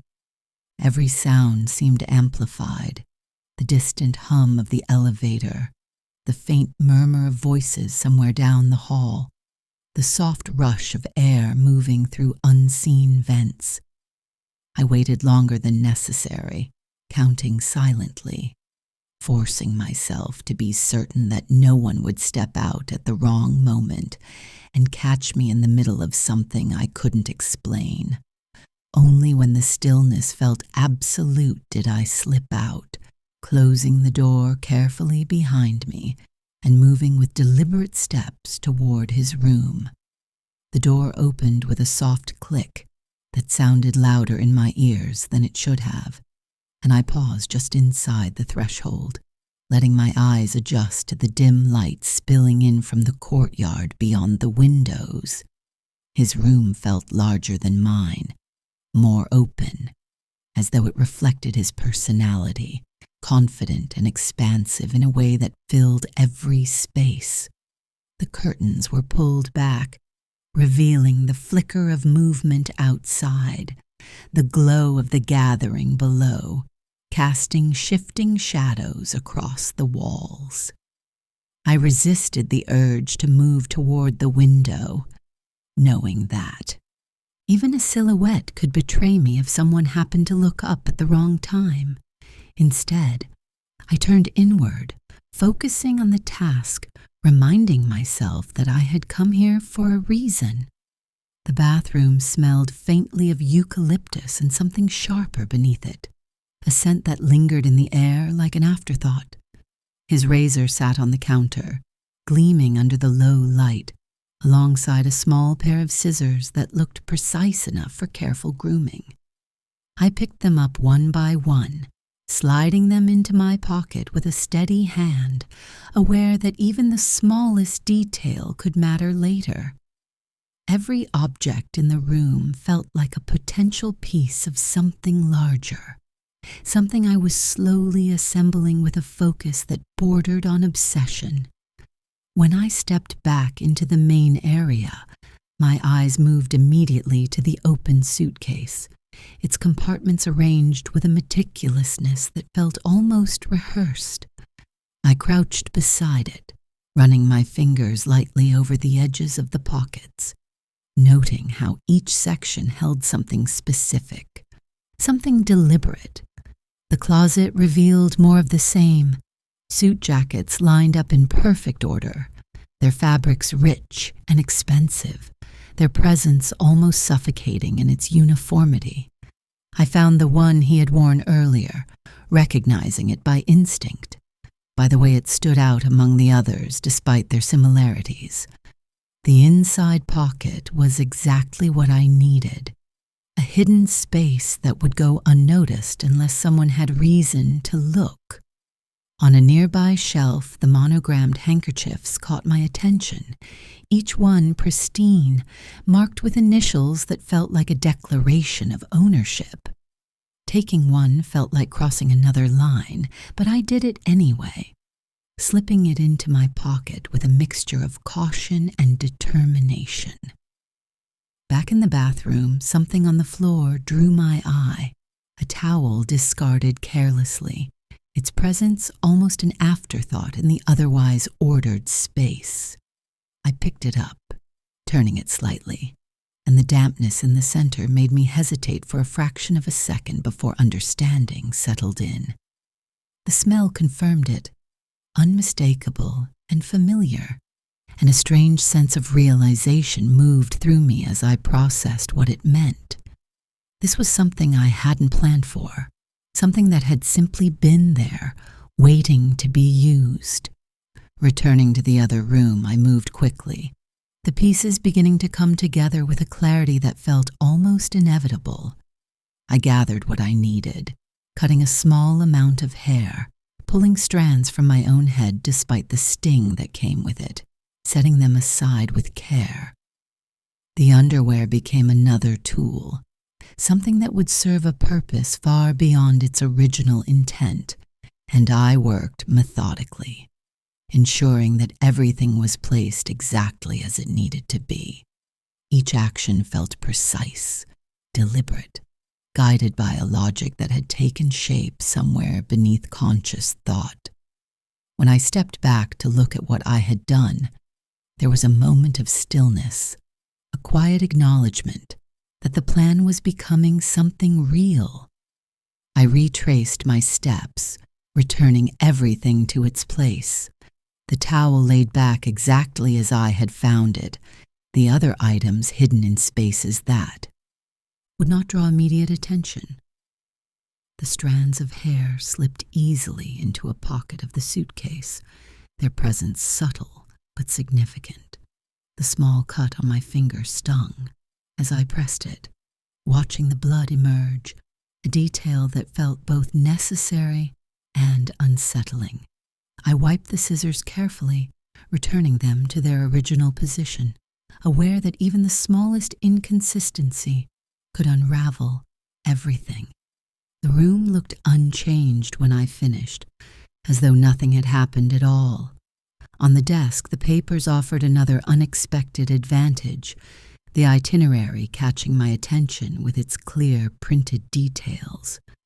I leaned closer, committing the information to memory. The flight numbers, the times, each piece adding to the map forming in my mind. It was more than I had hoped for, a direct line to what would come next, a way to stay one step ahead without the uncertainty of guesswork. I allowed myself a brief smile, the kind that comes when everything begins to fall into place with an ease that feels almost surreal. Then I moved, leaving the room quietly as I had entered, closing the door behind me without a sound. Back in my own space, the weight of what remained pressed down on me with renewed urgency, the next phase waiting just beyond the edge of hesitation. I watched from the window, tracking the movement below, waiting for the moment when the crowd would thin, when the noise would fade into something manageable. The courtyard gradually emptied, the laughter and conversation dissolving into the night as people drifted away toward their next destinations. When the last of them left, replaced by the quiet activity of staff clearing tables, I knew it was time. There was no more waiting, no more preparation, only action. The suitcase felt heavier than it had before, the added weight turning each movement into a test of strength and resolve. I removed the melting ice, the water pooling at the bottom, a reminder of the passage of time that could no longer be ignored.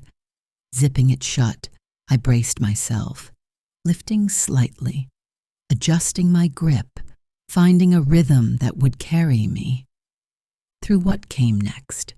The elevator ride was mercifully empty, the descent marked only by the soft hum of machinery and the steady beat of my heart. When the doors opened, the path ahead was clear, the hallway stretching out in silence. Outside, the air felt different, cooler, carrying the faint scent of the ocean that seemed to wrap around everything. The van waited where I had left it, a silent partner in everything that had led to this moment.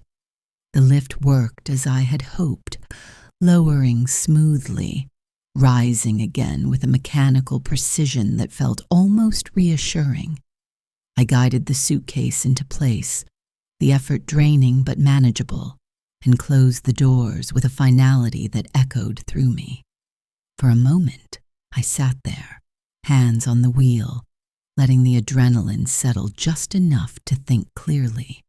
The drive felt longer than it should have, each turn carrying me further away from what had been and deeper into something unknown. The road narrowed as I approached the destination, the darkness thickening around me until the only light came from the vehicle itself. When I parked, the silence was overwhelming, broken only by the distant sound of waves and the faint rustle of wind moving through unseen spaces. I stepped out, the phone in my hand casting a narrow beam of light that seemed too small for the darkness it faced. The suitcase followed, each step toward the bridge a measured act of determination. The water below reflected the light in uneven patterns, its depth impossible to gauge but sufficient for what I needed. The railing offered a gap that seemed almost designed for this, a narrow space that allowed me to maneuver the suitcase into position without lifting it. I paused there, the moment stretching out, the weight of everything pressing in from all sides. The key card and the handkerchief found their place, hidden just enough to be discovered, a final detail in a plan that had taken on a life of its own. When I pushed, it took effort, more than I expected, the weight resisting until it finally gave way. The splash broke the silence with a force that seemed to echo far beyond the water, and I stood there for a moment, watching the ripples spread before fading into stillness. There was a brief sensation, something like regret, something like relief, both tangled together in a way I couldn't fully separate. Then it was gone, replaced by the urgency of what still needed to be done. I turned away, retracing my steps, the darkness closing in behind me as though nothing had happened at all. The van welcomed me back with its familiar enclosure, and I drove, leaving the place behind without looking back. The rest unfolded with a clarity that felt almost mechanical, each action following the last with a precision that left no room for hesitation.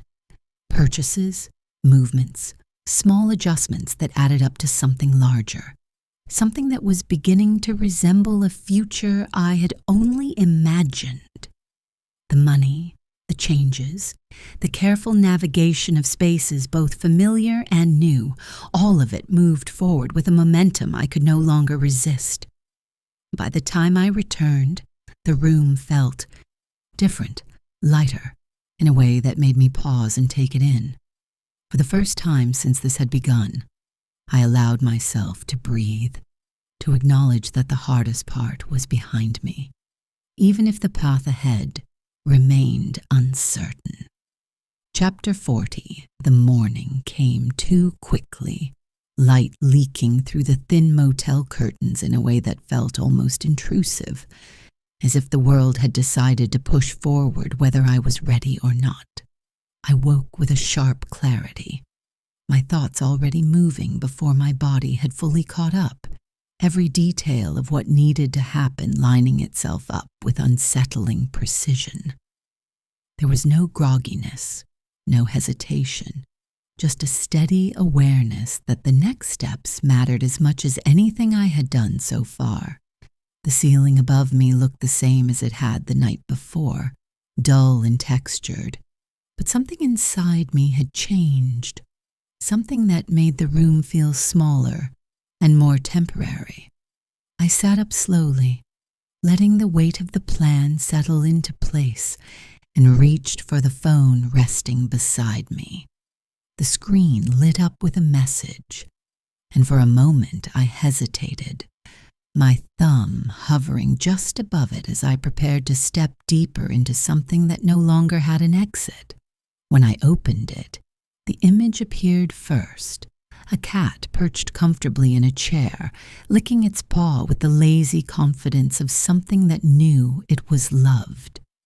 The caption beneath it carried a tone that felt warm, familiar, and completely foreign to me all at once, the kind of message that belonged to a life I had only begun to imitate. I read it twice, letting the words sink in, recognizing the name mentioned, understanding the role this person played without having to think too hard. It fit neatly into the picture I was constructing, another piece falling into place with a simplicity that felt almost dangerous. A second message followed quickly, its content more confusing, layered with implications that took a moment to fully register. I read it again, slower this time, trying to understand what it suggested, what it revealed about the life I was stepping into. The meaning surfaced gradually, and when it did, it brought with it a flicker of amusement that felt strange, given everything else surrounding me. It was personal, intimate, in a way that made me feel like an intruder, yet it also offered an opportunity, a way to respond that would reinforce the story I needed to tell. I leaned back against the headboard, biting lightly at the edge of my nail.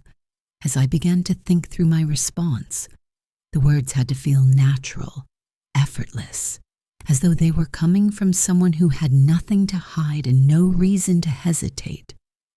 I started typing, then stopped, rereading, adjusting, shaping the message until it felt right, until it carried the tone I imagined she would use. Each sentence served a purpose, acknowledging what needed to be acknowledged, while planting something new, something that would give me space to move. When I finished, I read it again, checking for anything that might seem out of place, anything that might invite questions I couldn't answer. Then, with a steady breath, I sent it, watching the message disappear into the digital space between us. The response came quickly, almost too quickly, and I felt a brief tension as I read it, the enthusiasm in his words pressing against the boundaries I was trying to maintain. He wanted details, more than I could give, more than I was willing to risk, and I knew immediately that I would have to manage this carefully. Ignoring him felt like the safest option, at least for now, a way to avoid being pulled into a conversation that could unravel everything. The phone buzzed again, then again, each message adding to the sense of urgency I was deliberately choosing not to acknowledge. I set it aside, letting the silence between responses stretch, and push myself out of bed.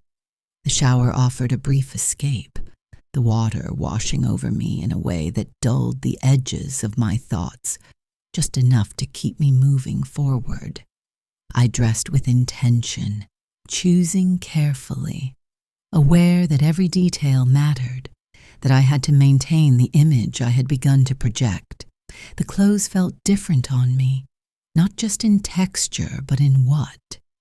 They represented a version of myself that was still taking shape. Jewelry, perfume, the watch, each piece added another layer, another step away from who I had been. When I looked at myself in the mirror, I saw something unfamiliar but convincing enough to continue.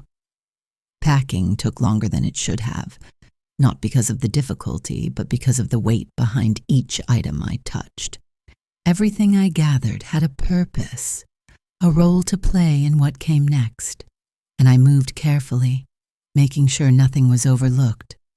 The room itself needed attention too, small adjustments that would leave behind nothing that could raise questions later. I worked methodically, wiping surfaces, arranging things in a way that felt normal, as though I had simply stepped out for the day.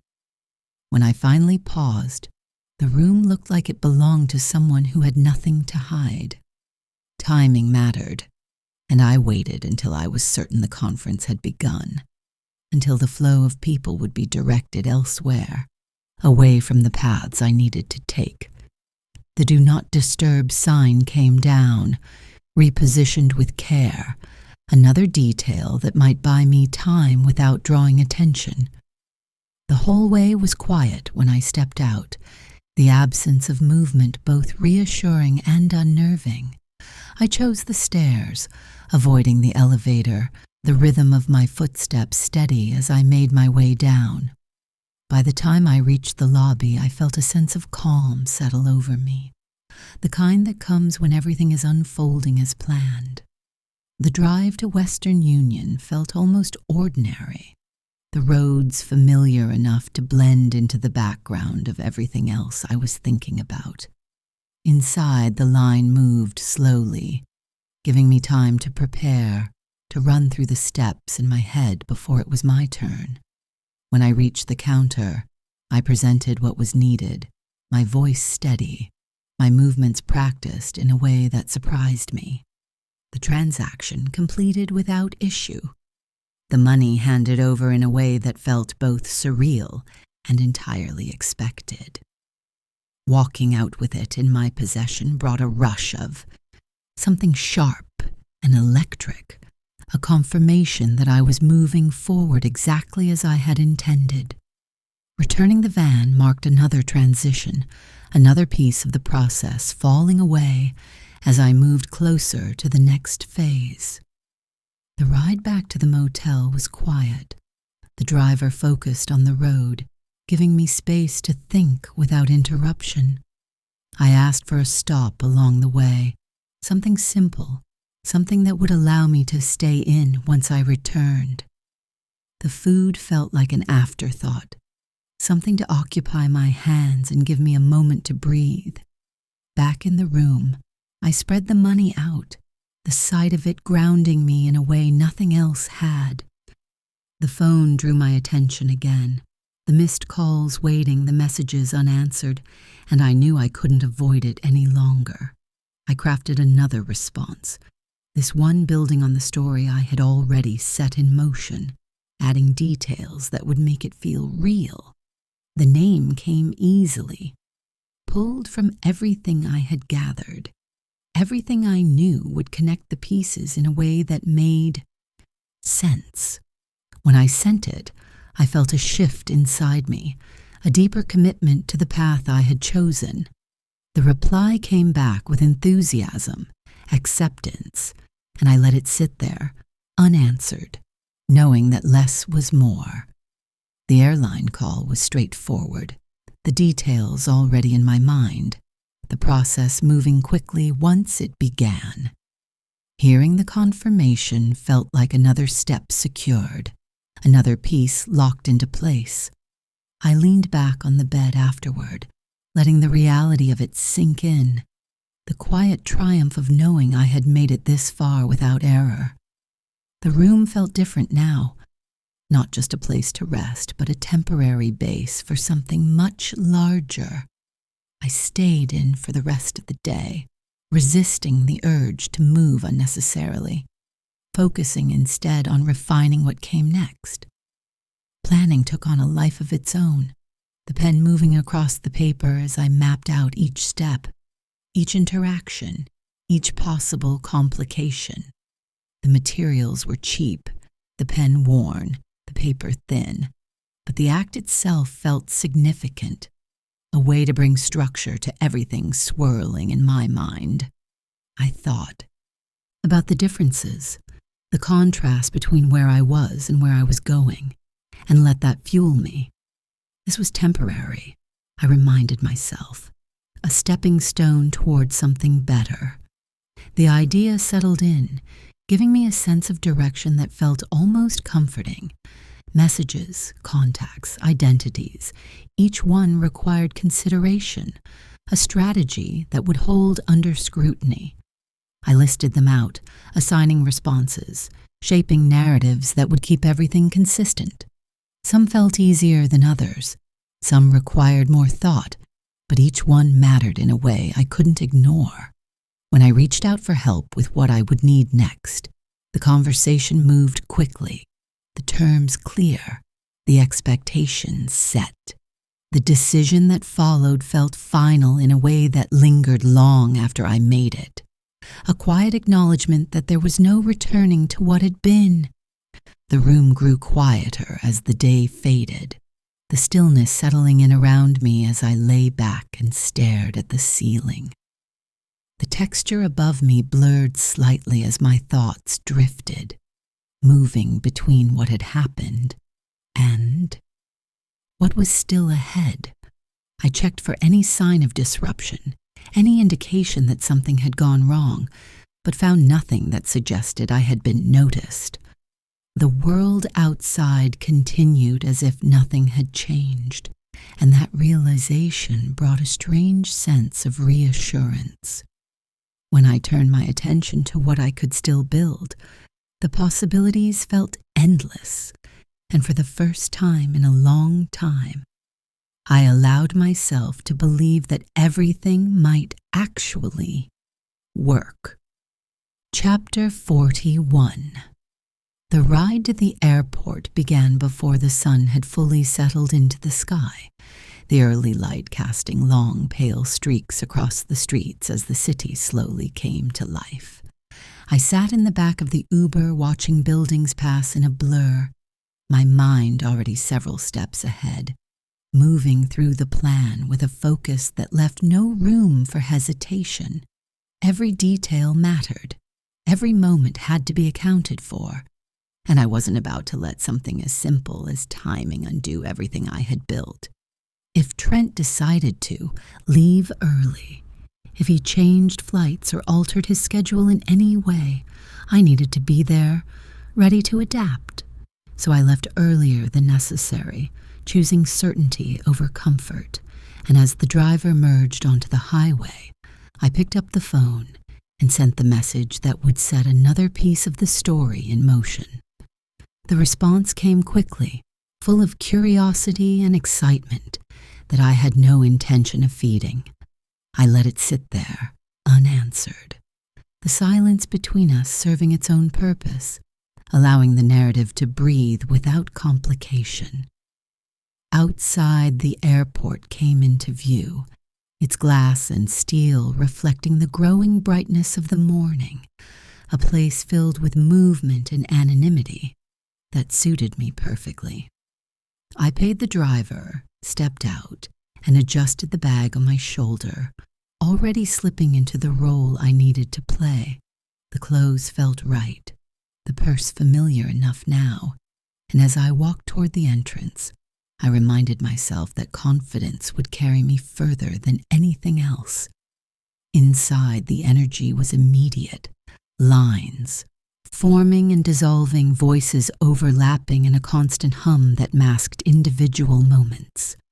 I stayed to the edges, avoiding the center of attention, my eyes scanning the crowd for any sign of him. It didn't take long before I saw him, moving with that same unbothered confidence, his focus fixed straight ahead, as though the world existed only to accommodate him. He didn't look around, didn't hesitate, just walked directly toward security, with the ease of someone who expected nothing to stand in his way. Watching him, I felt a flicker of anticipation, knowing what he carried with him, knowing what waited in his bag without him having the slightest clue.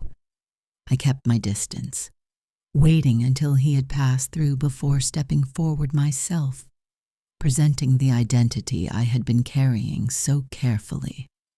The guard barely glanced at me, the process unfolding with an ease that almost felt absurd given everything that depended on it.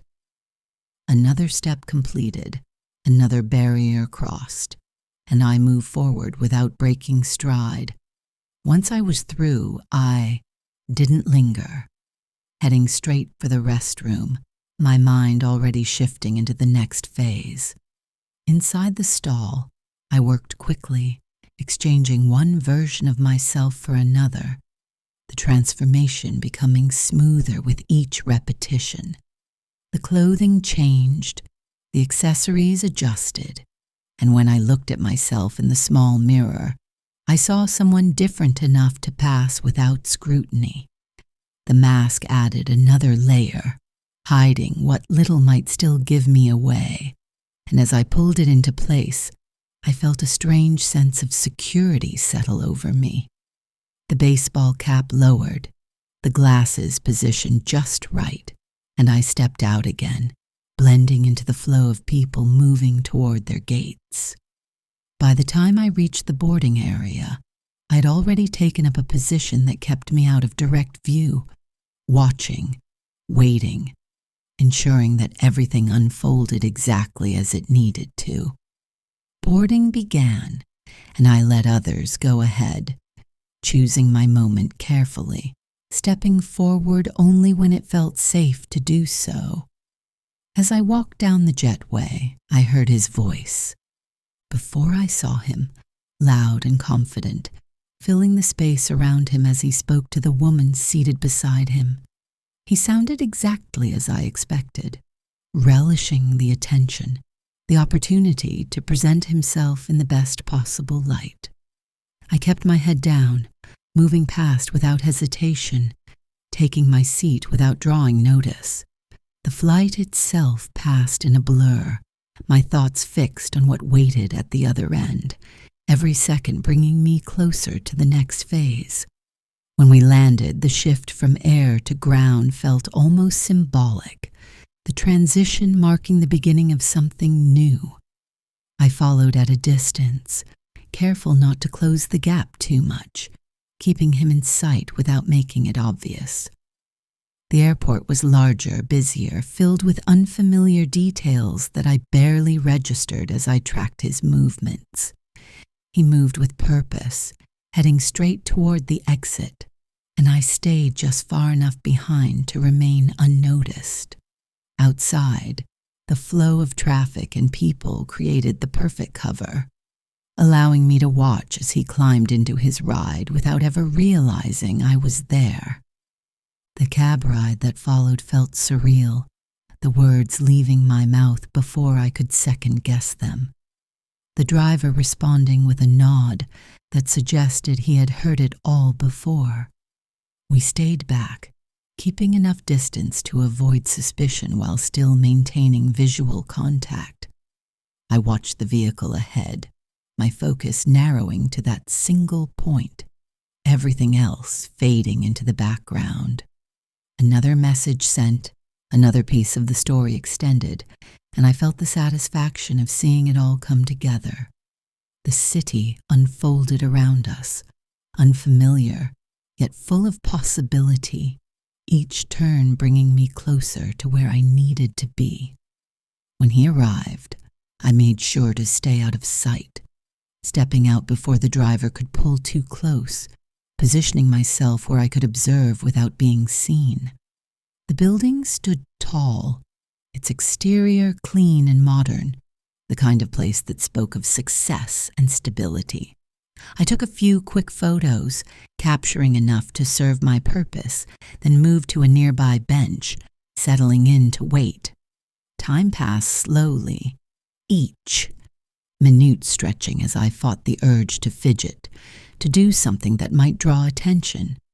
When Raven finally arrived, her presence cut through the tension like a burst of energy, her confidence filling the space around her.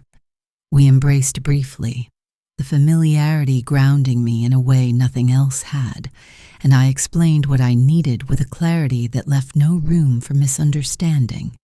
She listened, her expression sharp, her responses quick and assured, the kind of confidence that came from experience. There was no hesitation in her agreement, no need for persuasion, just a straightforward acceptance of what needed to be done. We spoke quietly, aware of our surroundings, careful not to draw attention, and when the moment came, she moved without hesitation. Watching her go, I felt a mix of relief and anticipation, knowing that the next step was already in motion. The wait that followed felt longer than it was, the minutes dragging as I replayed everything in my mind, searching for any detail I might have missed. Eventually I moved on, finding a place to settle in, giving myself the space to breathe while everything else unfolded. The room was simple, unremarkable, but it served its purpose, providing a temporary refuge from the constant motion of the day. I sat on the edge of the bed, the silence pressing in, my thoughts moving in tight circles as I waited for the message that would tell me it was done. When it came, the words were simple, direct, carrying a finality that settled something inside me. I read it once, then again, letting the meaning sink in, the confirmation that everything had gone as planned. Relief washed over me, followed by a renewed focus on what still needed to happen.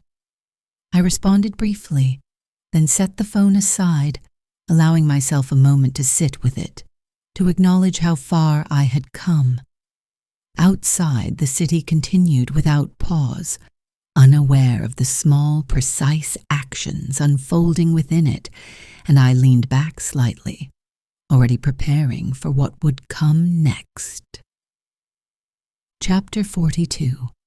The message arrived just after dawn, the kind of hour when the world feels suspended between night and morning, when decisions feel heavier because there is no distraction to soften them. My phone buzzed against the thin motel nightstand, the vibration sharp enough to pull me from a restless half-sleep, and I reached for it before I was fully awake. The name on the screen made me pause for a moment, a small flicker of annoyance passing through me before I even opened it.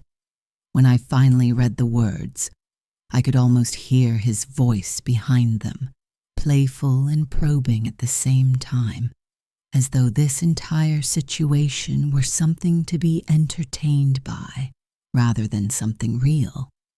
I stared at the message longer than necessary, considering how to respond, knowing that whatever I said now would ripple outward into everything that came next.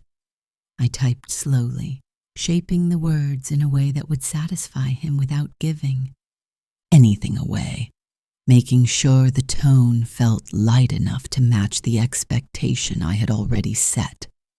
The lie had to feel natural, effortless, as though it came from someone enjoying herself rather than someone carefully constructing a story. When I sent it, I imagined him reading it, smiling, accepting it without question, and that image brought a strange sense of satisfaction. His reply came quickly, filled with enthusiasm that bordered on indulgence, and I let it sit there, unanswered, knowing that less engagement would only deepen the illusion. The phone buzzed again with another name, one I didn't recognize immediately, and I felt the familiar tightening in my chest that came with every new thread I had to manage. I read the message once, then again, piecing together the context, understanding that this was another connection I needed to account for, another variable in a situation already filled with them. Her tone carried expectation, familiarity, and something that suggested she would not be easily dismissed. I crafted a response carefully, keeping it short, pushing her away without raising suspicion, and sent it before I could overthink it. The reaction was immediate, the resistance stronger than I had hoped, and when the phone began to ring, I let it go unanswered, watching the screen light up again and again, until it finally stopped. Silence returned, but it felt temporary, as though it could be broken at any moment. The rest of the morning unfolded with a steady focus, my attention fixed on building something that would hold under scrutiny. I moved through the neighborhood with a sense of purpose, the streets of Peachtree Village stretching out around me in a way that felt both unfamiliar and useful. The coffee shop caught my attention, its name almost too perfect, and I stepped inside, ordering 2 drinks with a calm I didn't entirely feel. I placed them carefully on a small table near the window, adjusting their position until it looked as though 2 people had been sitting there together, sharing something quiet and ordinary. The photos I took captured that illusion perfectly, the bright mugs and soft, light, creating an image that told a story without needing words. From there, I moved on, letting the city guide me, collecting moments the way someone else might collect souvenirs. The television station stood exactly as I expected, its exterior clean and professional, the logo visible enough to serve my purpose. I snapped a picture, framing it carefully, making sure it could be recognized without question, then stepped back into the flow of the street. A convenience store offered the next piece, something simple and unmistakable, and I chose the tackiest mug I could find, its design loud and unmistakable. Holding it up for another photo, I felt the plan tightening, each image adding weight to the story I was creating. When I met Raven at the park, the familiarity of her presence grounded me in a way nothing else had that day. The fountains moved behind me, their rhythm steady and predictable, and she positioned herself with an ease that made everything feel almost casual. I turned slightly, letting the angle hide my face while still capturing enough to suggest where I was, trusting her to frame it in a way that would hold up if anyone looked too closely. The photos came out exactly as I needed, the city visible, the moment believable, and I felt a quiet sense of accomplishment settle in. When we parted, there was no need for long conversation, just an understanding that we were both doing what needed to be done. Back at the motel, the next step felt symbolic in a way I hadn't fully anticipated. The act of changing my hair marking a line I couldn't cross back over. I stood in front of the mirror, watching as the color transformed, as the length disappeared under my hands, each cut bringing me closer to something new. The strands fell away one by one, collecting in the sink like pieces of a life I no longer needed. When I finished, I leaned in slightly, studying the reflection, noting how different I looked, how much distance now existed between who I had been and who I was becoming.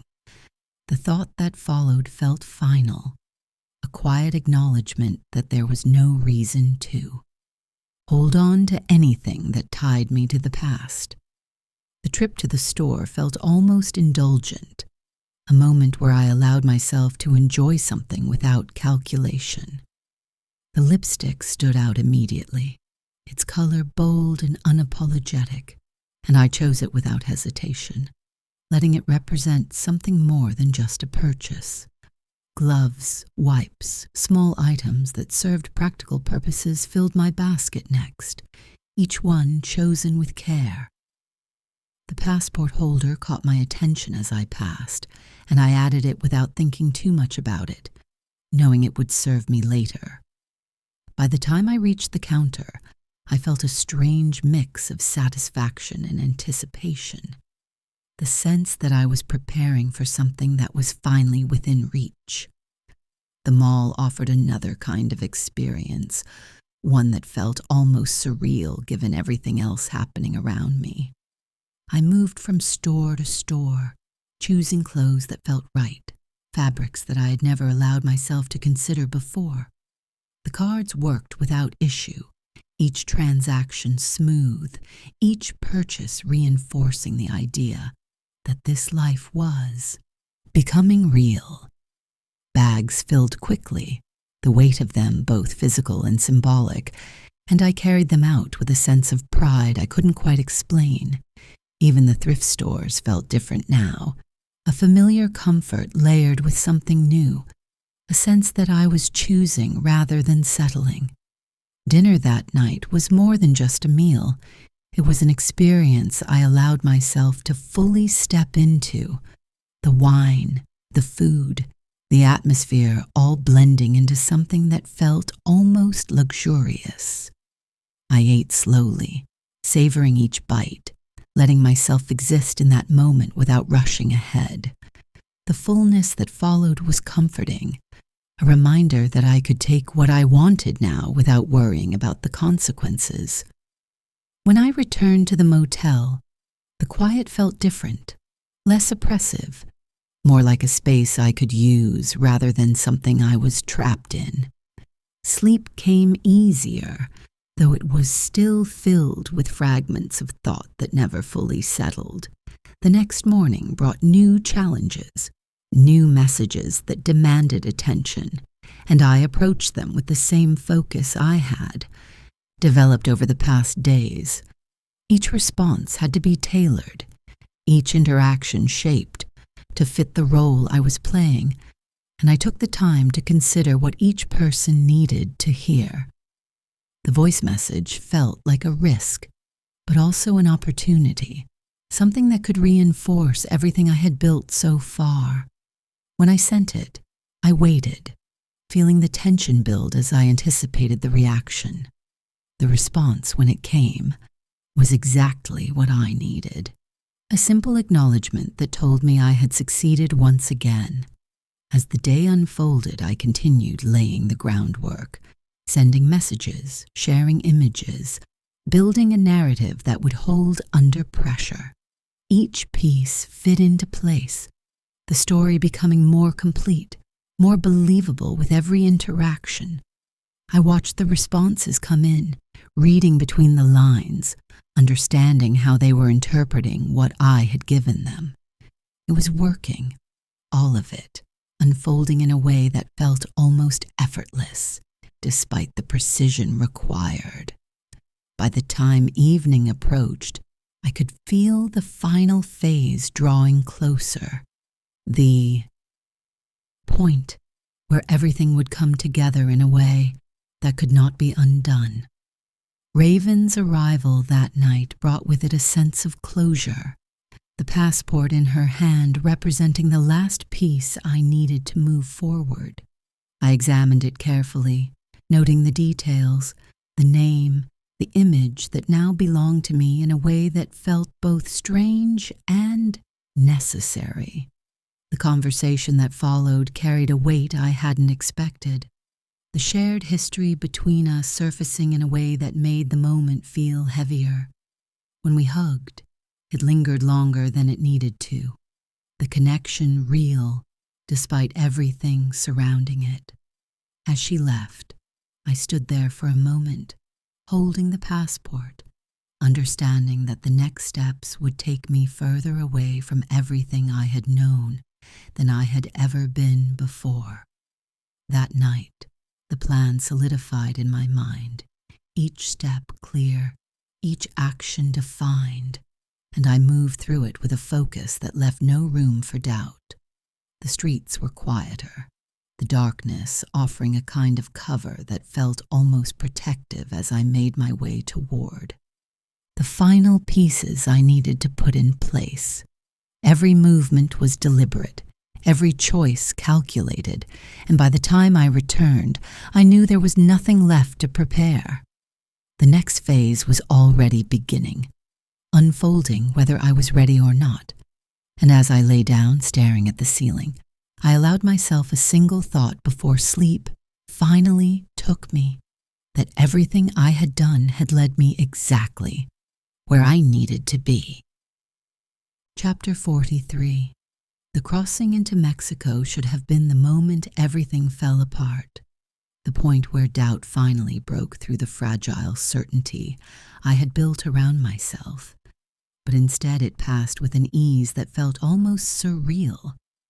The guard barely looked up, her attention flicking across the passport for a second before waving me through, and I walked forward on legs that felt both heavy and weightless at the same time. My heart pounded so hard I could hear it in my ears, each step echoing louder than the last, but no one stopped me. No one questioned me. And just like that, I was across. The bridge stretched out ahead, leading into a place that felt both foreign and strangely familiar, and I kept moving, not allowing myself to linger or look back.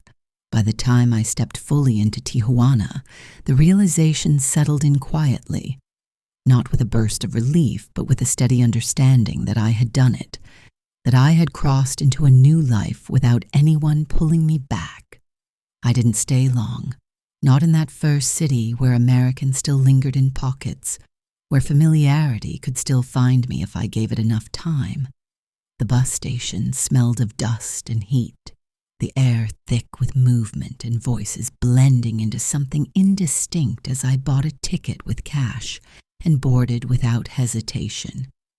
The ride south felt endless, the landscape changing slowly, stretching out in long sunlit expanses that seemed to dissolve the past with every mile.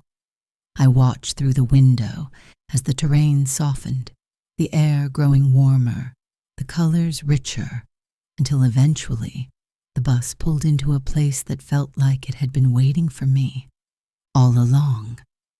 Puerto Escondido unfolded in front of me with a quiet confidence, the ocean visible in the distance, the light catching on its surface in a way that made it impossible to look away.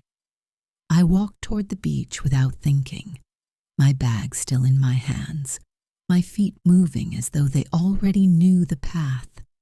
The sand felt warm beneath me, the air carrying a softness that wrapped around my skin, and the sound of waves filled the space in a way that made everything else fall silent. Birds circled overhead, their calls sharp and clear, and I stood there as the sun dipped slowly toward the horizon, watching it melt into the water with a kind of inevitability that felt comforting. In that moment, something inside me settled, something that had been restless for years finally finding a place to land. I didn't need to convince myself that I belonged there. The feeling came naturally, as though the place had been waiting for me to arrive. The town itself felt alive in a way that was both vibrant and relaxed, a balance I hadn't experienced before. Fishermen moved through the early mornings with quiet purpose, their boats cutting across the water as the sun rose behind them, while tourists drifted in and out of the boardwalk, bringing with them a different kind of energy.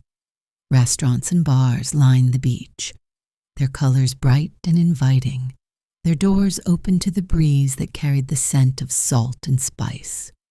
It wasn't overwhelmed with visitors, not yet, and that gave it a sense of authenticity that I found myself drawn to more and more with each passing day. Everywhere I looked, there were opportunities, signs posted casually, offering work without questions, and I stepped into one of them without hesitation. The job came easily, almost too easily, the kind of thing that might have made me suspicious before, but now felt like exactly what I needed. I didn't tell anyone about the money I had, not the full amount, keeping that part of myself hidden in a way that felt necessary. Instead, I leaned into the role, learning quickly, picking up the rhythm of the place, the language returning to me piece by piece as I practiced with customers and co-workers alike. The motel I stayed in was simple, but it served its purpose, giving me a place to rest without drawing attention. I bought another phone, one that worked just well enough to keep me connected, though the service came and went as it pleased, adding another layer of distance between me and everything I had left behind. The news was harder to follow, the language barrier turning information into fragments that I had to piece together slowly. I didn't watch it often, not wanting to draw attention to myself, but when I did, I listened carefully, catching what I could, filling in the gaps with what I already knew. They had begun to understand parts of it, enough to suggest there had been someone else, someone who had taken a role that wasn't hers. They believed I had returned to Atlanta, believed I had been there when everything unraveled, but they still saw Trent as the one responsible for what came after. That part made me smile, a quiet, private reaction that I kept to myself as I moved through my days. The one disruption came unexpectedly, a strange man stepping into the spotlight with a story that could have complicated everything. I remembered him vaguely, the way he had looked at us that night, the unease in his gaze that I had dismissed at the time. Now he claimed to have seen something, to have captured it, and for a moment I felt the tension rise again, the possibility that something might surface that I hadn't accounted for.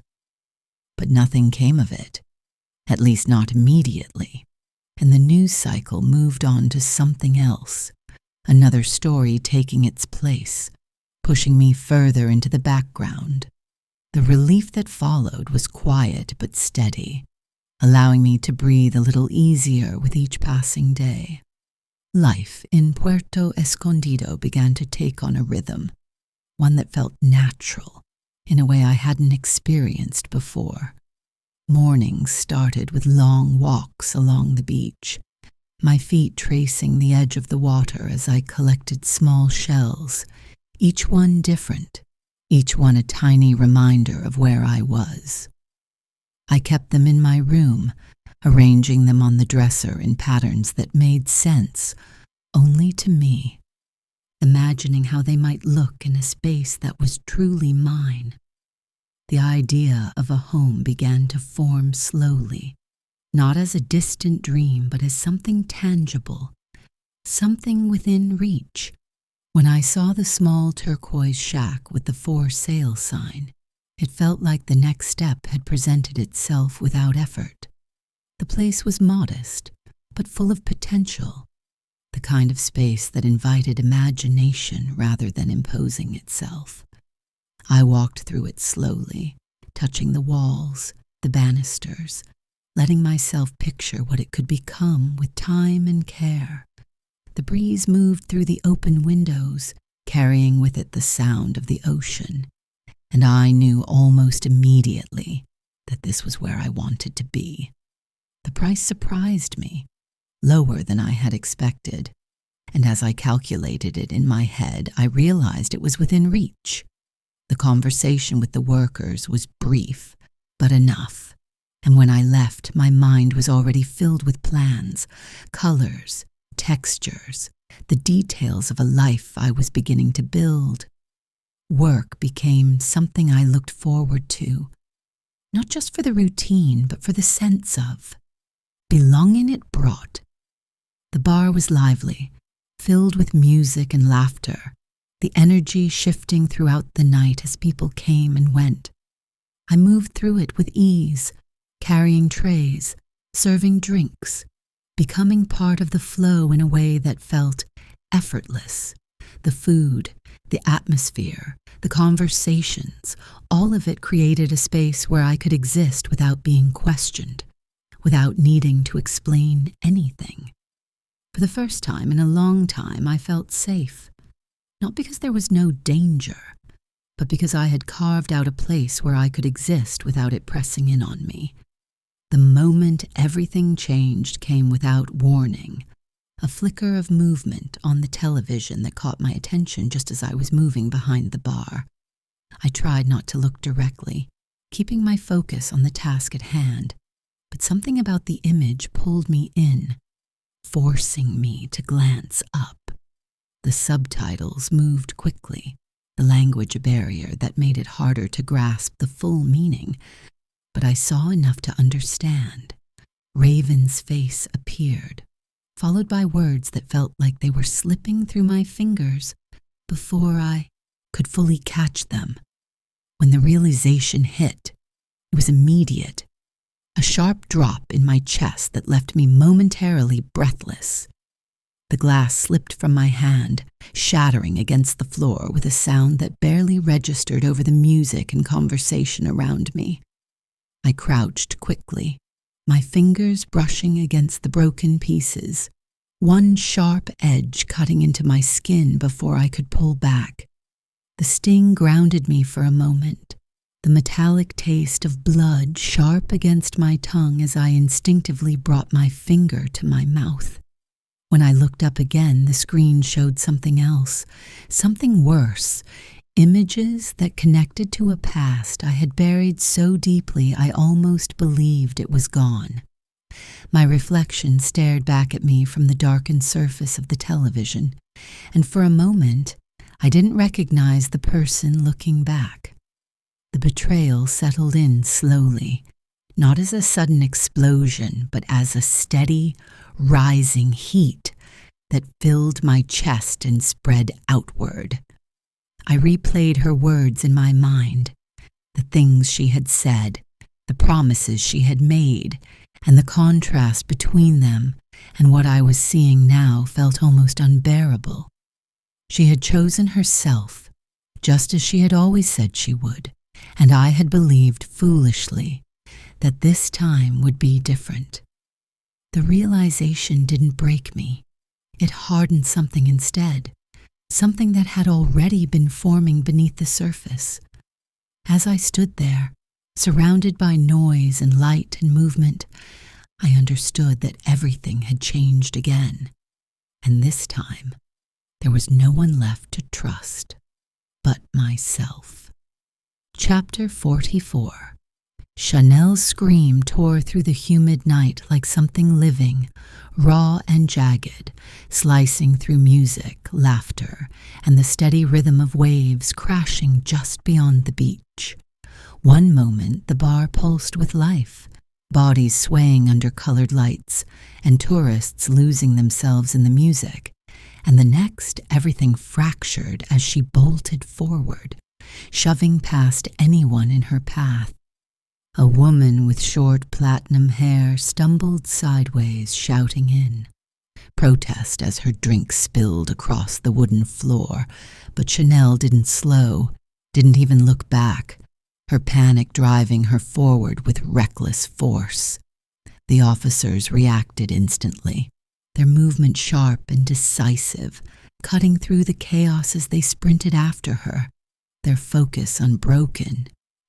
I followed without thinking, my body moving on instinct, my lungs already tightening as I pushed myself to keep pace with something that felt inevitable.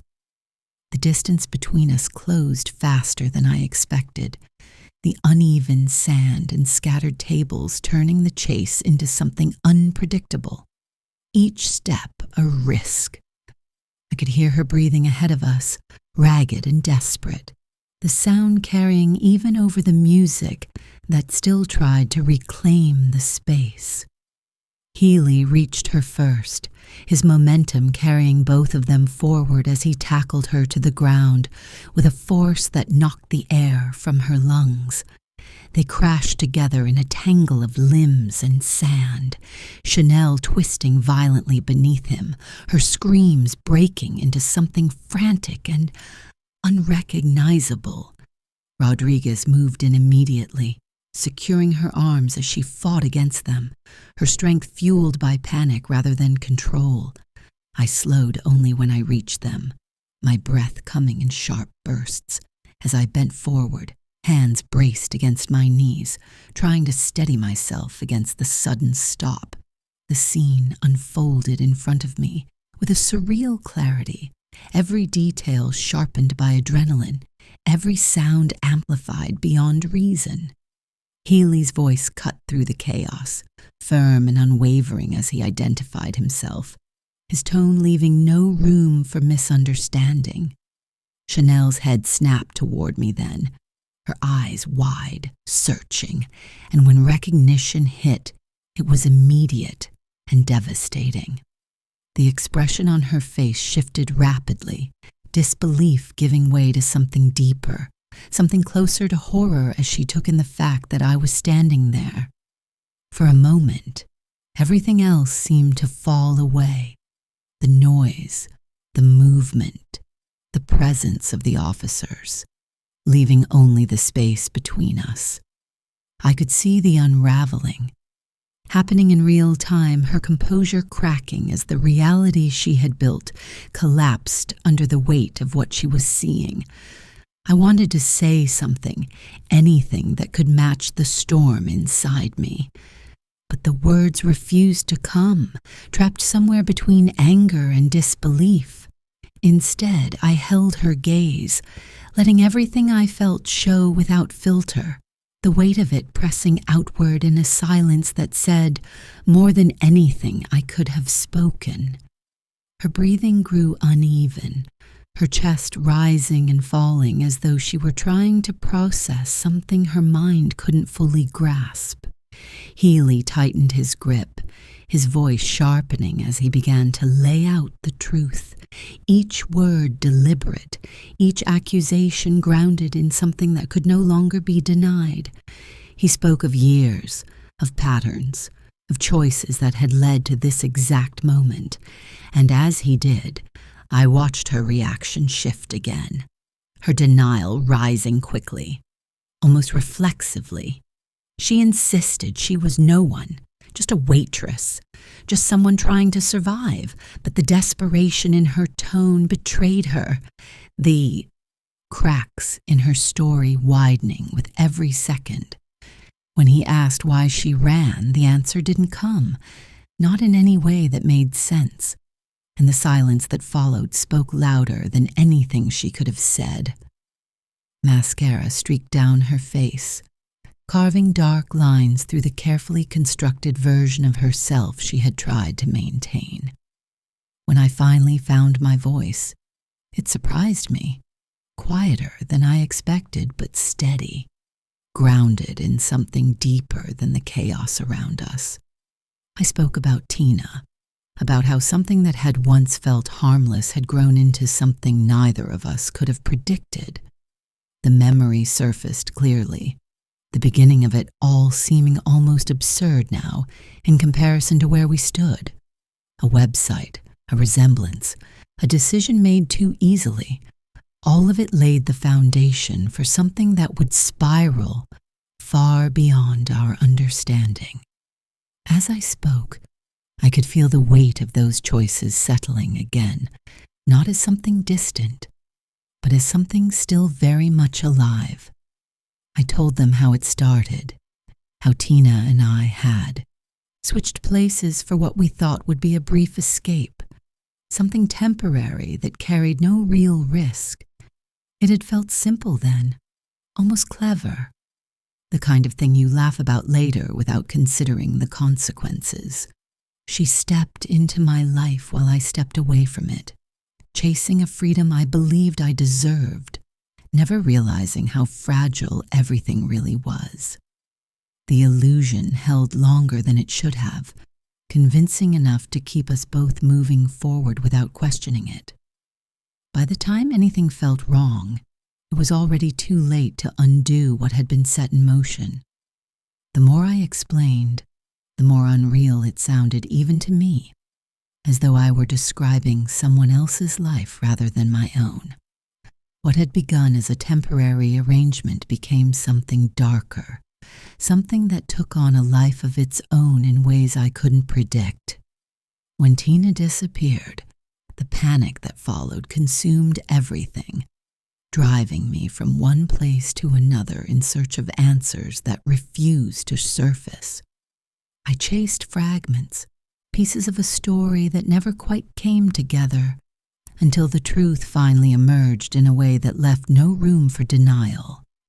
The guilt that followed settled deep, a constant presence that I could neither escape nor ignore. Turning myself in had not been a moment of courage, but of necessity, the only path left when everything else had collapsed. I owed it to her family, to the version of myself that still believed in something beyond survival. The weight of that decision lingered even now, shaping every step I took, every word I spoke. As I stood there, explaining it all, I could feel that weight pressing against me, not as a burden, but as something I had chosen to carry. It was the only way forward that made any sense. Rodriguez's voice broke through, asking the question that had been building since the moment they saw her. Was this the same woman from the plane? The one whose presence had set everything into motion? I didn't hesitate, not even for a second, because despite everything she had done to alter herself, despite the changes, the truth was unmistakable. It was her. It had always been her, and saying it out loud felt like closing a door that had been left open for too long. Our eyes met again, and this time there was no hesitation, only anger, sharp and unfiltered, rising to the surface with a force I couldn't contain. I demanded to know why, the question spilling out before I could stop it, raw and unpolished in a way that reflected exactly how I felt. Why me? Why any of it? What had driven her to take something that didn't belong to her and twist it into something so destructive? She didn't answer, not directly, her gaze shifting away from me, drawn instead towards something in the distance. I followed her line of sight and saw the small beach cottage, its outline barely visible against the darkness, and something about that moment felt unsettling. It was as though she saw something there that justified everything, something that made sense in a way I couldn't understand. Healy stepped in again, his explanation cutting through whatever connection she had to that distant place, grounding the moment back in reality. He spoke of evidence, of records, of the small inconsistencies that had slowly built into something undeniable. The story she had constructed had begun to collapse under its own weight, and the people she believed would protect her had turned, one by one, until there was no one left. When Raven's name surfaced, the reaction was immediate, her body stiffening before folding inward as though something inside her had finally given way. The realization settled over her in waves, each one stripping away another layer of denial. Her voice changed then, softer, almost hollow, as she began to speak, not in defense, but in something closer to explanation. She listed names, people she believed had wronged her, shaping her into something she no longer recognized, her words carrying a bitterness that felt deeply rooted. When she turned that same perspective toward me, it came with an accusation, a belief that my life had been easier, better, untouched by the things she had endured. I pushed back immediately, telling her she knew nothing, that what she saw on the surface had never told the full story. The distance between us widened again, not physical, but something deeper, something that could never be bridged. When they asked about Tina, she gave them nothing of value, only fragments that led nowhere, answers that avoided the truth without fully denying it. Healy assured her it wouldn't matter, that they would find what they needed regardless, that this was only the beginning of what would unfold. The handcuffs clicked into place with a finality that echoed through the moment, and something in her seemed to collapse completely. She looked once more toward the cottage, her lips moving in a quiet farewell that I couldn't hear, before her eyes closed as though she were surrendering to something beyond the present. The fight was gone, replaced by a stillness that felt heavier than anything that had come before. I turned away before I could see more, my gaze drawn out toward the ocean, its darkness stretching endlessly into the horizon. The waves moved steadily, indifferent to everything that had just happened, their rhythm unchanged, their presence constant. The future lay somewhere out there, uncertain and undefined, and for the first time I allowed myself to acknowledge that I had no idea what it would look like. The life I had known was gone, replaced by something quieter, something less visible, but no less real. It was the consequence of everything that had come before, and I accepted it without resistance. Standing there, I made a promise that felt both small and significant, a commitment to carry something forward from everything that had been lost. Tina's name lingered in my mind, her presence woven into every part of this story, and I knew I couldn't let that disappear. The apology came quietly, spoken into the night where no one else could hear it, but it felt necessary all the same. The waves answered in their own way, their movement steady and unchanging, a reminder that some things continued regardless of what we carried with us. And as I stood there, I understood that while nothing could be undone, something could still be made from what remained. Epilogue. 5 months had passed, though time no longer felt like something that moved forward in any predictable way. It pooled in quiet corners of her mind, stretching thin during long afternoons, then crashing down all at once when a memory surfaced, without warning. Lizzie sat at her desk, shoulders slightly curved inward, her eyes fixed on the blinking cursor that seemed to taunt her with its steady rhythm. The screen in front of her held a press release that felt almost absurd in its simplicity, asking her to make flavored milk sound like a story worth telling. The Midwest Dairy Association wanted excitement built around mint caramel milk debuting at the Wisconsin State Fair, and somehow this had become her responsibility. She leaned back slowly, the chair groaning beneath her weight as she exhaled, letting her gaze drift away from the screen toward the dull, lifeless wall in front of her. There had been a time when she would have dismissed something like this within seconds, filtering through information with a sharp instinct for what mattered. Back then, she had determined which stories deserved attention, which ones carried enough weight to reach people and linger in their minds. Now she sat on the opposite side, crafting narratives she once would have ignored, hoping someone else might see value in them. The contrast settled heavily in her chest, a quiet reminder of how far she had moved from the person she used to be. The office around her reflected that reality with an almost suffocating clarity, every detail reinforcing the shift in her life.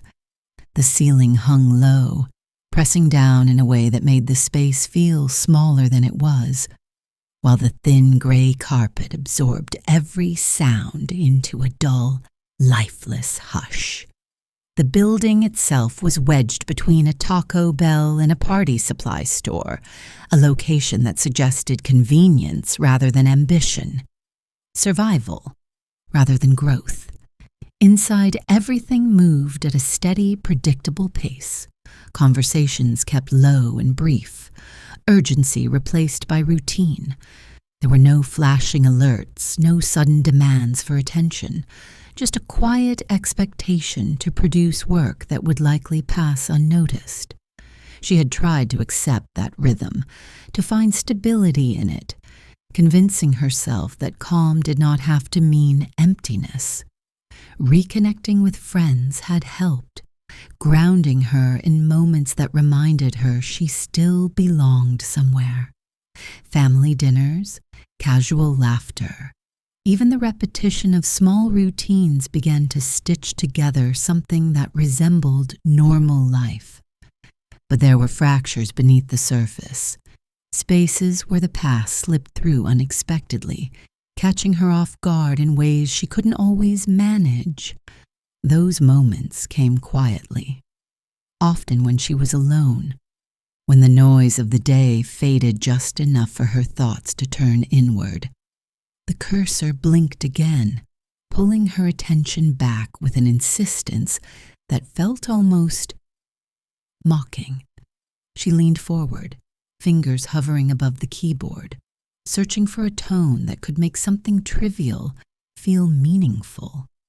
Words came slowly, each one weighed down by a lack of conviction she couldn't shake, and she found herself deleting as often as she typed.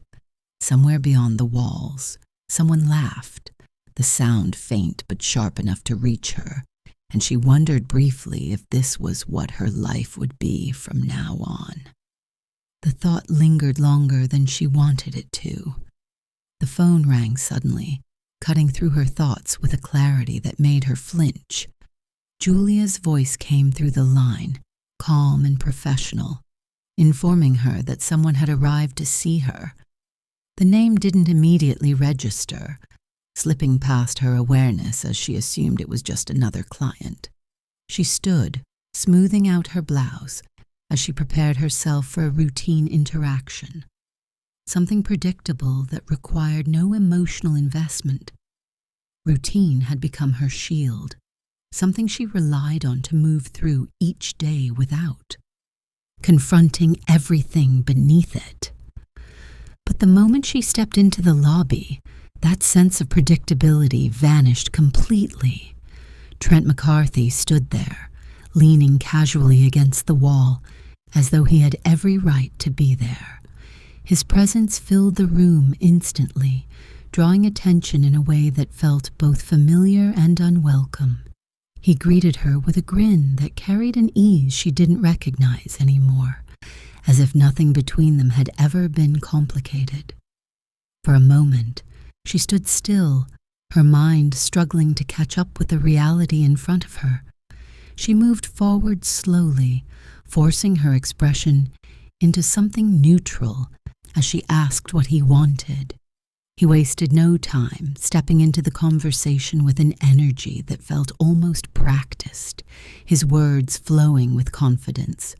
He spoke about an opportunity, about turning everything that had happened into something valuable, something they could claim as their own. A book, he said, something that would take their story and give it purpose, something that would ensure they benefited from what had already been taken from them.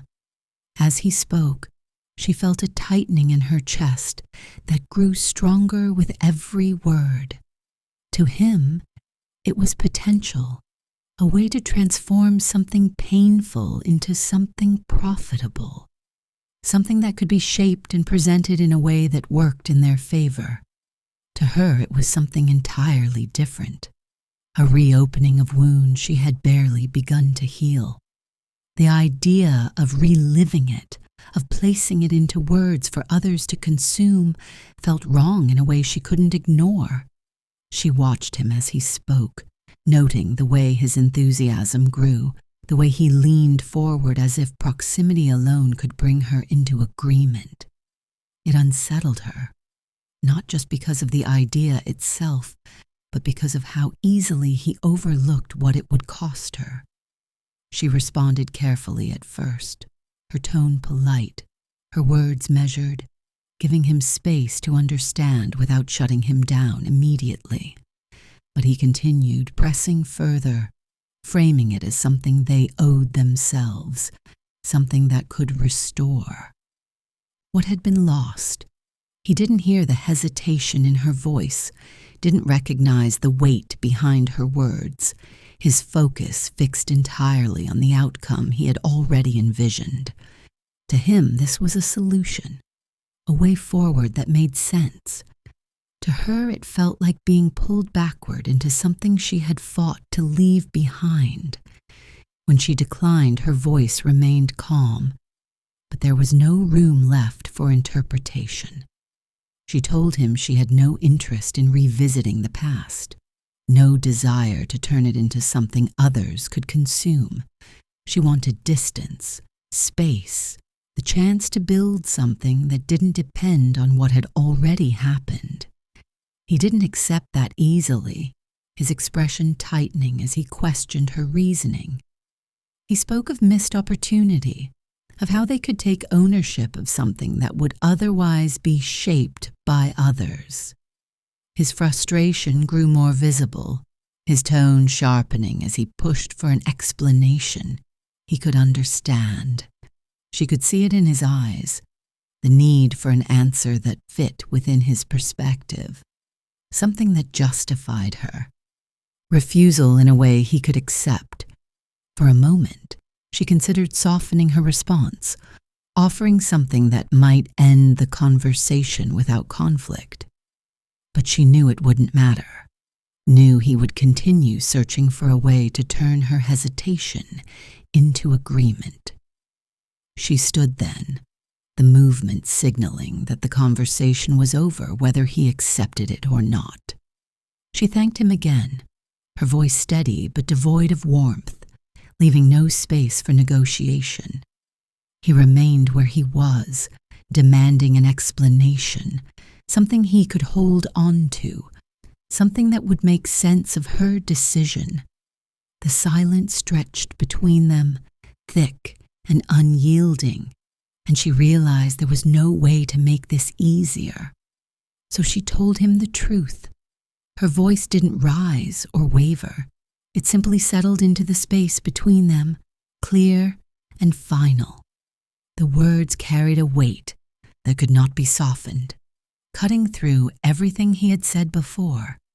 She held his gaze as the meaning settled in, watching as whatever he had expected from her gave way to something he hadn't prepared for.